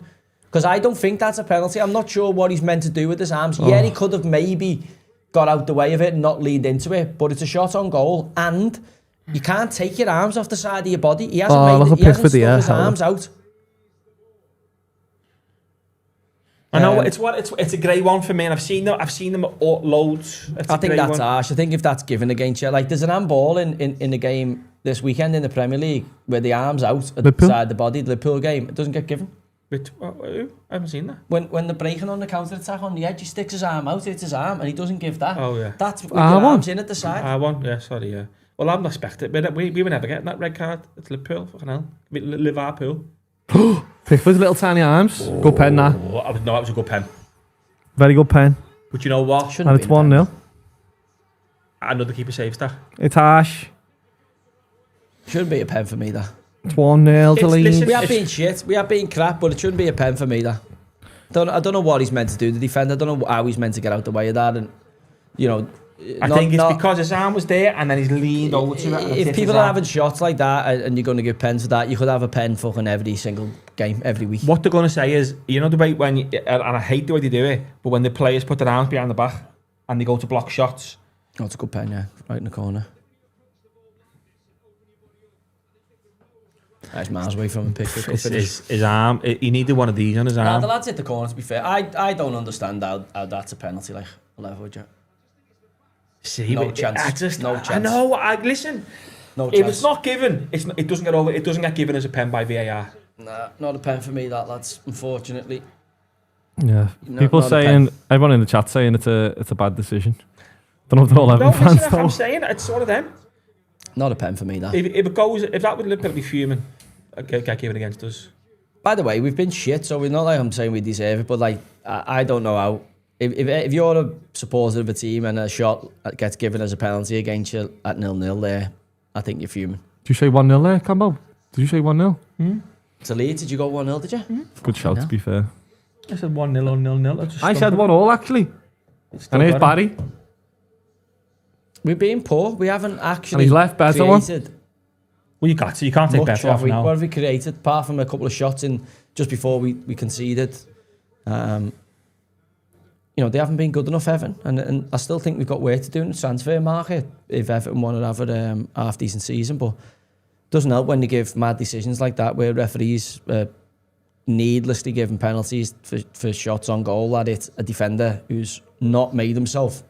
A few people saying it is a penny, and his arm he's leant into That's it. the grey area. His arm's by his side, but he's leant into it, and his arm's blocked the shot. He doesn't have to get out the way.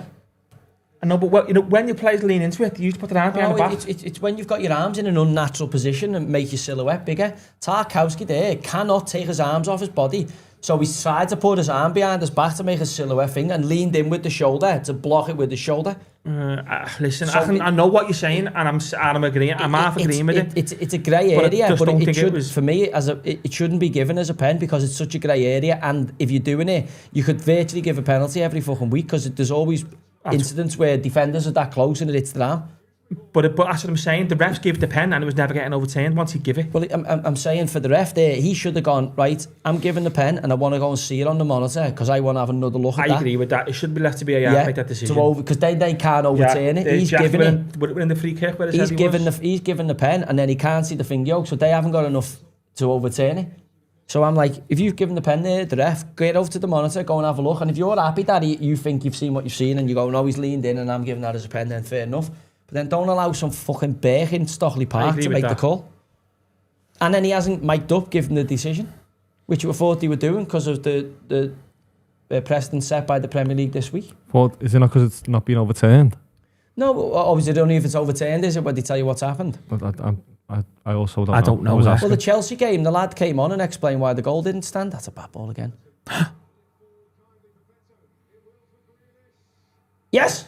Oh! But that was going in. way, yeah. Good ball. It's not a Very bad good ball. at all. God, Beto's an athlete, isn't he? Oh, lad, that's a chance, you know. Beto's an handful when he's That's doing a chance. this. That's a chance for Tari.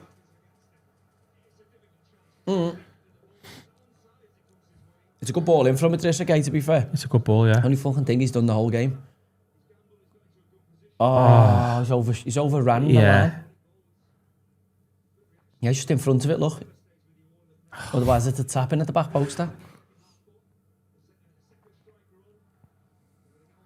I still think Leeds go down. I still think I haven't finished 13th. That's not changed me anything, me prediction. So boring. I mean, them and Sunderland getting a win out the gate No. just settles them in. But again, I still think you're a brave man to back them to stay in the division. My God, some Mustangos there, weren't there? See that? I know that one. Mustango? Is that right? Absolute 80s Texas Fairly one. Caterpillar, that one. I mean, we've got to get So you don't want more that. in our game than fucking Jordan Pickford just toe bunging it You as don't- far as he can. You don't all the want time. that. That's all he does. There's a good set. I know it's Jordan Pickford. Don't make him. There's a good 7 minutes left yet. Is this the guys from San Francisco 49ers? This Leeds Yeah, it ownership looks group, like, is it? yeah. See them all with the 49 caps on, all the Leeds fans. Never heard. Don't hear much of them. I haven't heard it. Isn't that the best way to be? Possibly, mate. Yeah, possibly. But has he only just bought the club? Has he? Is it new ownership or? I thought he was an Italian guy, Razzanucci or something like that. Wasn't it to do with Come on then. why he's got to be breaking? He's got to be up here. He's got to be 10 yards ahead. You've got to gamble now, which is 98 minutes. You've got to gamble. Ooh, Oh, Jackie well boy played, there. lad. Back. Don't know if that was the ball. Yeah, it would be in a Man City team because you just pass it to an half-decent player rather than fucking... But then you pass it right back to Grealish. Oh, I killed him. Ah, I Killed him. Hack. Go on, Hack. It's a good ball. Oh, the best cross ever done. Actually, I don't think he's as bad as you make out, Jack Harrison. I don't. He's shit, but he's not like uber shit. You haven't watched him live enough. I've watched him a few times. That was schoolboy. Yeah, we're all over the gaffy at Everton. Going to score again, yeah. Oh, right at the keeper. That's a great strike. Jack Grealish's goal to the... He's been alright tonight, Tim. Stach, midfielder. First game for Leeds. Been good. Listen, done his job there at the target, made the keeper work. I thought Pickford done quite well there, actually. It's our lack of creativity in the Everton side. It's like you're relying upon it, like a element the eye to take somebody on, or you know what I mean. You're relying on like a burst of creativity because they're just very one paced, very slow in the build up. You know, poor set play delivery on the whole tonight. You know, shit all that though. Building up from the back with your two centre halves, splitting Pickford, getting the ball, hitting diags onto O'Brien. You know, was like Billy basic output, and even a newly promoted team like Leeds have handled it, and Everton have had one half decent shot at goal. Charlie Alvarez's thing with the keepers. That was nobody even said that. Well, I'm saying it's an half chance. It's a shot on goal. We've been that bad. Oh, for fuck's sake! Back post. He took it off Jack Harrison's toe there. No, he never.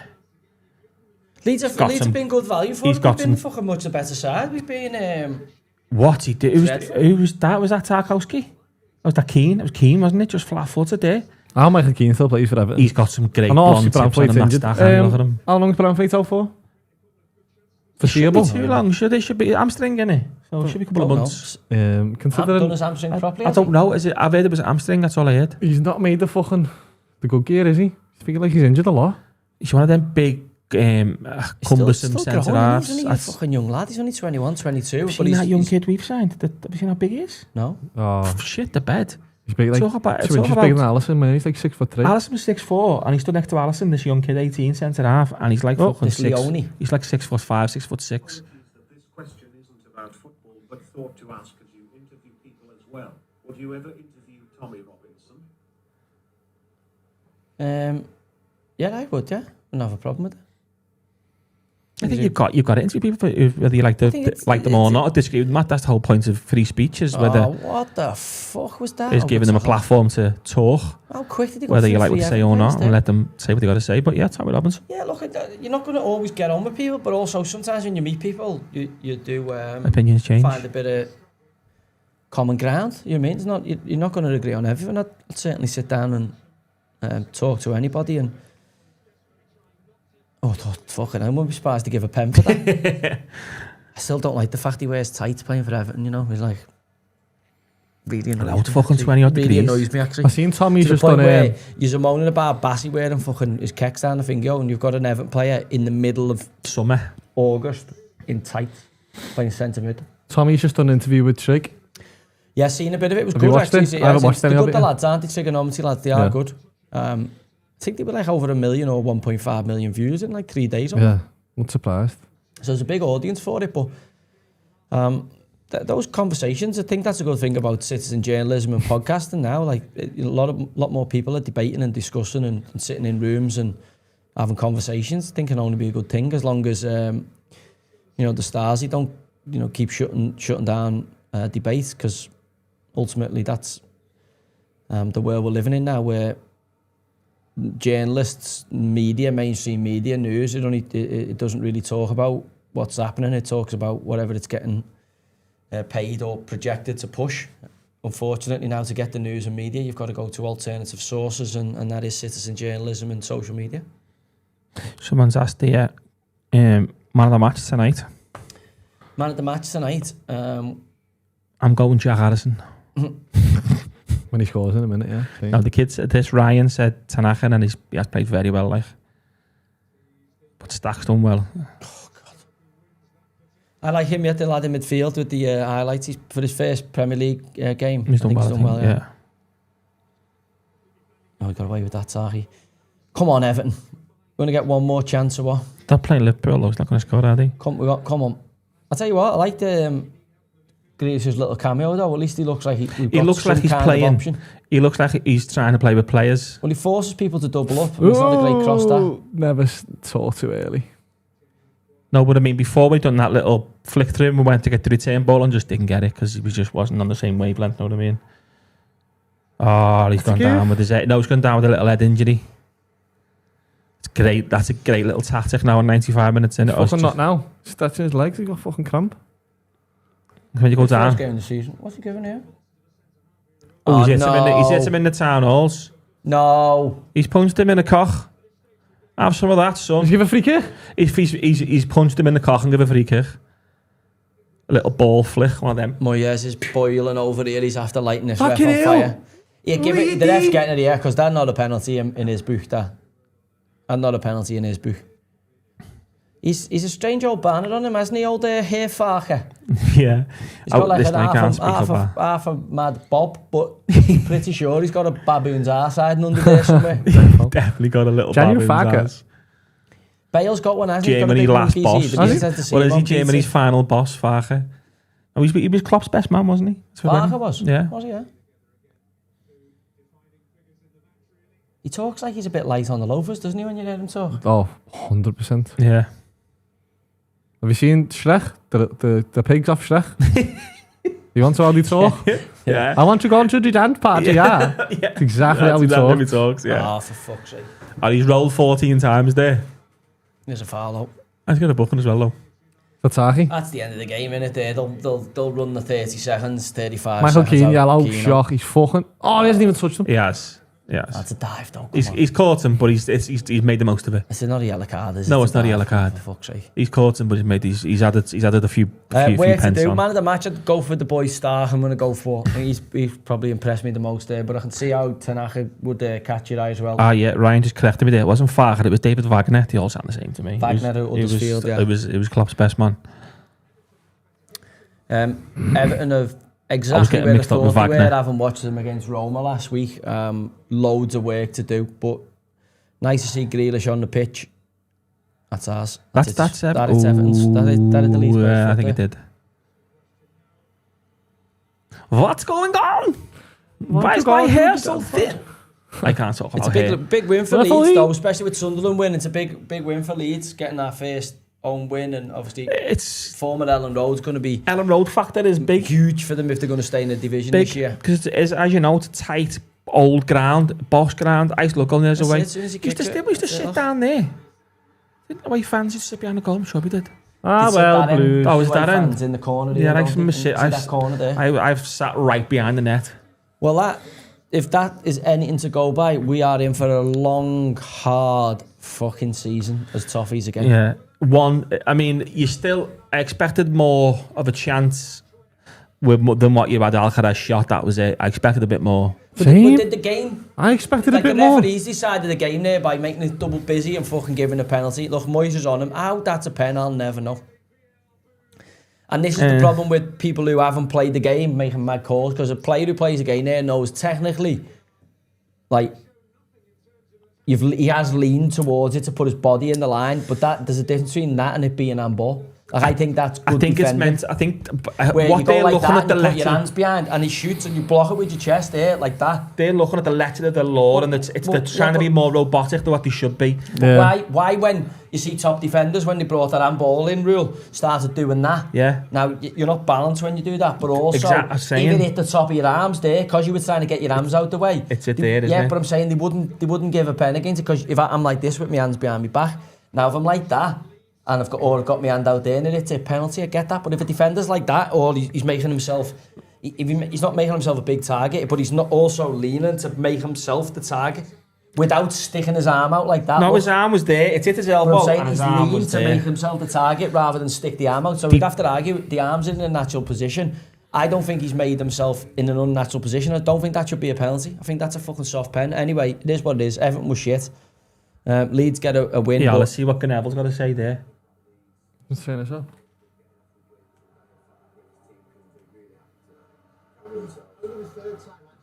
Yeah.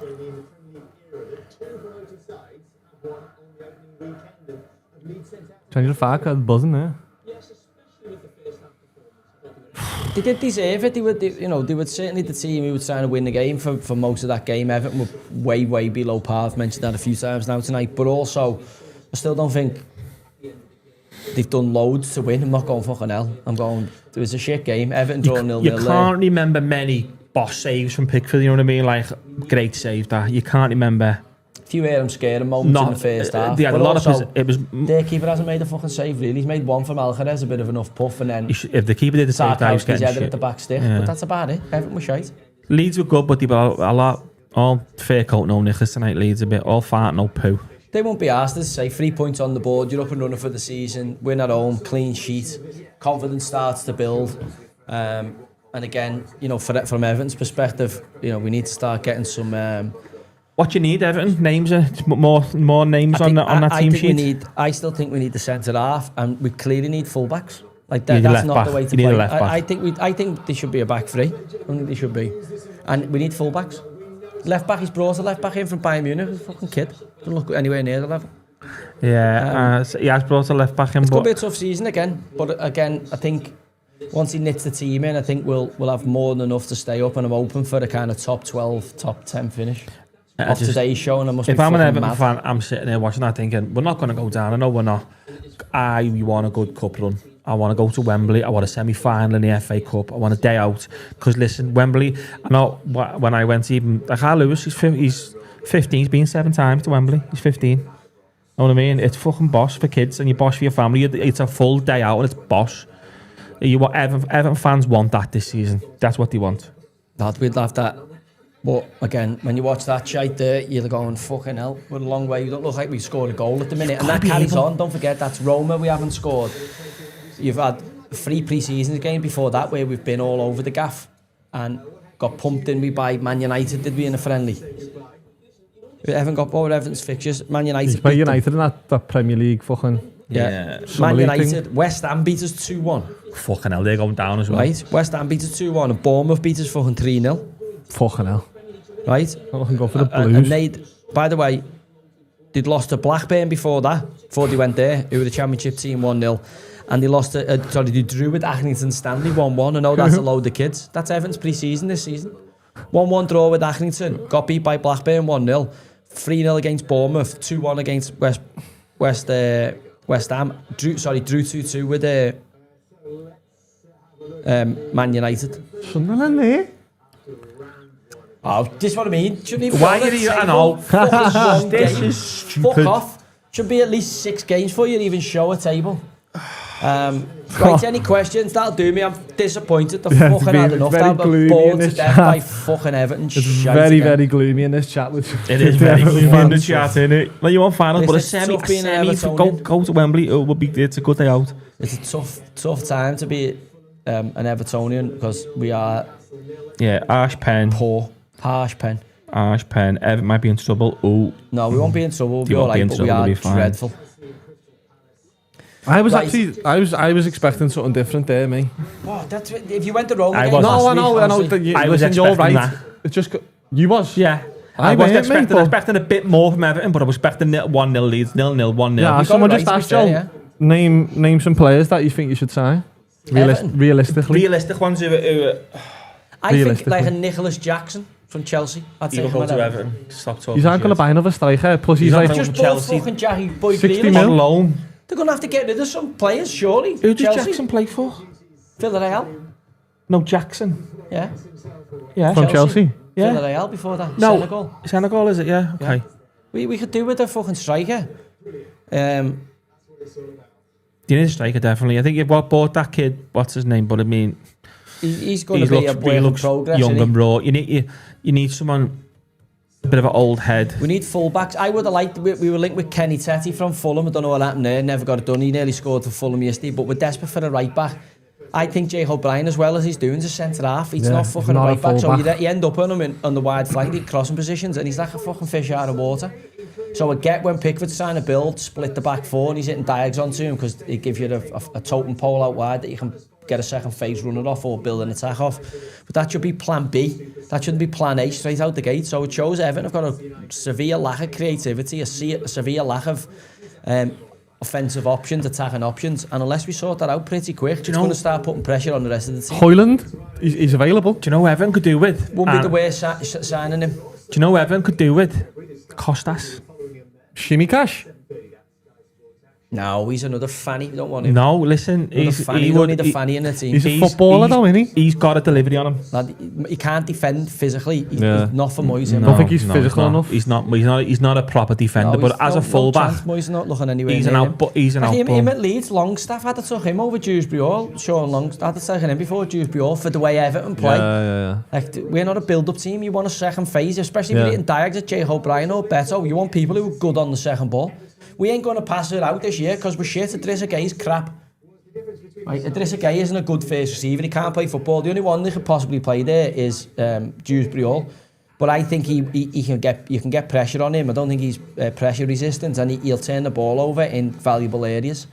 I don't think Tim Idabingham is a fucking top player. I think he's an okay player in the squad, and there'll be certain games for him. But I don't think he's going to build phases of attack and sustain attacks. I mean, we've played the championship team in essence in Leeds there, and we've had absolutely zero territory, zero control of that game. Moyes used to be good at going down a champ and picking a player, didn't he? Yeah, but again, I think Tyler Dibbling is that kind of player. He's going to dip back into the market for, but it's just whether he can get him done. And then you're paying 45 million or 40 million for a fucking championship winger who's still not developing. Championship, he's a Premier League. Yeah, but I'm saying he is, because he's in the championship now, and he hasn't actually proven himself in the Prem. He's had a few cameos in a few games, but I don't think you're going for Dibbling now. You got. You're paying 45 million for that lad. Yeah, but he's 40 million for Barry there. He's a fucking rubber duck. That's nuts, that, you know. Do you know what I mean? That is fucking nuts, that. But this is the going rate. You're paying 40 mil now for like what you used to get for fucking what? 2.5 mil, 5 mil. It's mad. That is so nuts. Again, that's how much you pay for him, 40 million. Jesus Christ. Brighton have good success. There's loads of other teams who are having good success scouting markets. I think Everton needs to fucking start shopping for a bit more value and offering clubs. You're right, there's a few players at Chelsea, but Chelsea needs to get rid of a few players. So there's a few players now what you could be sniffing about with, but yeah, I mean, we've got to start thinking differently, and obviously we've got to try and get those players that your Brightons and that are getting, and Brentfords and that are getting. We've got to find a way of gazumping that market and buying players that big clubs want to buy off us, instead of just buying shit players who no one rates or fucking they're scraping out the bargain basement like Harrison Yack on loan. Like even Grealish here, he's been discarded by. Like, we need to be buying players who are on the up, who could be poached by bigger clubs. Yeah, no, you're right. We're not at the minute. We're buying fucking waifs and strays and stopgaps. And you know everywhere. what I said last week? It's not as if these scouts go and watch these players as they're working for fucking MI5. They know who's going where and who's watching who. Just fucking copy and paste Brighton's fucking business plan and just say, who are you looking at there? Tag in Brighton's chief scout's fucking car and figure out who they're watching. Exactly. That's what I'd be doing if I was Everton. I'd be getting fucking scouts on their scouts. With Leicester when we tried to rob the head of recruitment, Steve Walsh, and that fucking backfired, didn't it? Yeah, but you had an owner there buying players behind his back, so that was never going to work, was it? Listen, we're miles off it, and that performance tonight shows just how hard a job Moyes has got to get a tune out of Everton. And again, new stadium, great and all that, but if they start putting in shit performances, that's just another 15,000 fucking bit of blues you'll fucking moan like fuck. What's happened to them? Fucking... What's his name of Villa? We said we were going to... Everton should be signed back. Ross Barkley? Yeah. Where's he gone? On the Gary's and I beat it, didn't he? Where's he gone? No, he's not at Villa. He wasn't getting a sniff, was he? I didn't thought about Ross Barkley. I'll have a look. Ross Barkley would be a sign of what I think Everton could do with. He can do both. He can sit and get the ball. He can attack. He's a proper box-to-box. So says he's a Villa player, yeah. Says he's injured. Oh, he's a Villa player, like. But he's I mean, injured. I haven't... Injured? That's Because he's got a sore jaw. that's us, isn't it? That us. Yeah, that's us. I'm absolutely knackered there, and I've got a... golf for about 5:30. Are you driving to the lakes now? Yeah. Right now? The lakes now? You mad bastard. Why was your missus up there with the kids? Yeah. Oh, you're nuts. Well, you're going in the morning, fucking hell.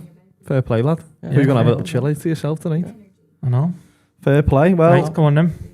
Right. Unlucky Thanks Blues. for joining us. Shit from the Toffees again. We'll be back for more full English next Friday. we've got a good game, everyone, next Monday. Don't worry, because Liverpool are playing Newcastle next Monday. Yeah, at least we should get some excitement there, because I fucking don't want to watch Everton again for a couple of weeks. I'll be in Spain with a nice cold can of San Miguel watching that one. So where's it at? St James's. St James's, and yeah. you reckon that after that, that's Isak? back on the coach at Liverpool, do you reckon? Correct. Smuggled in a... Correct. And training Luggage. bag. Just fucking get him out of the Geordie tune. Well, hopefully Everton improve, because that was a terrible start to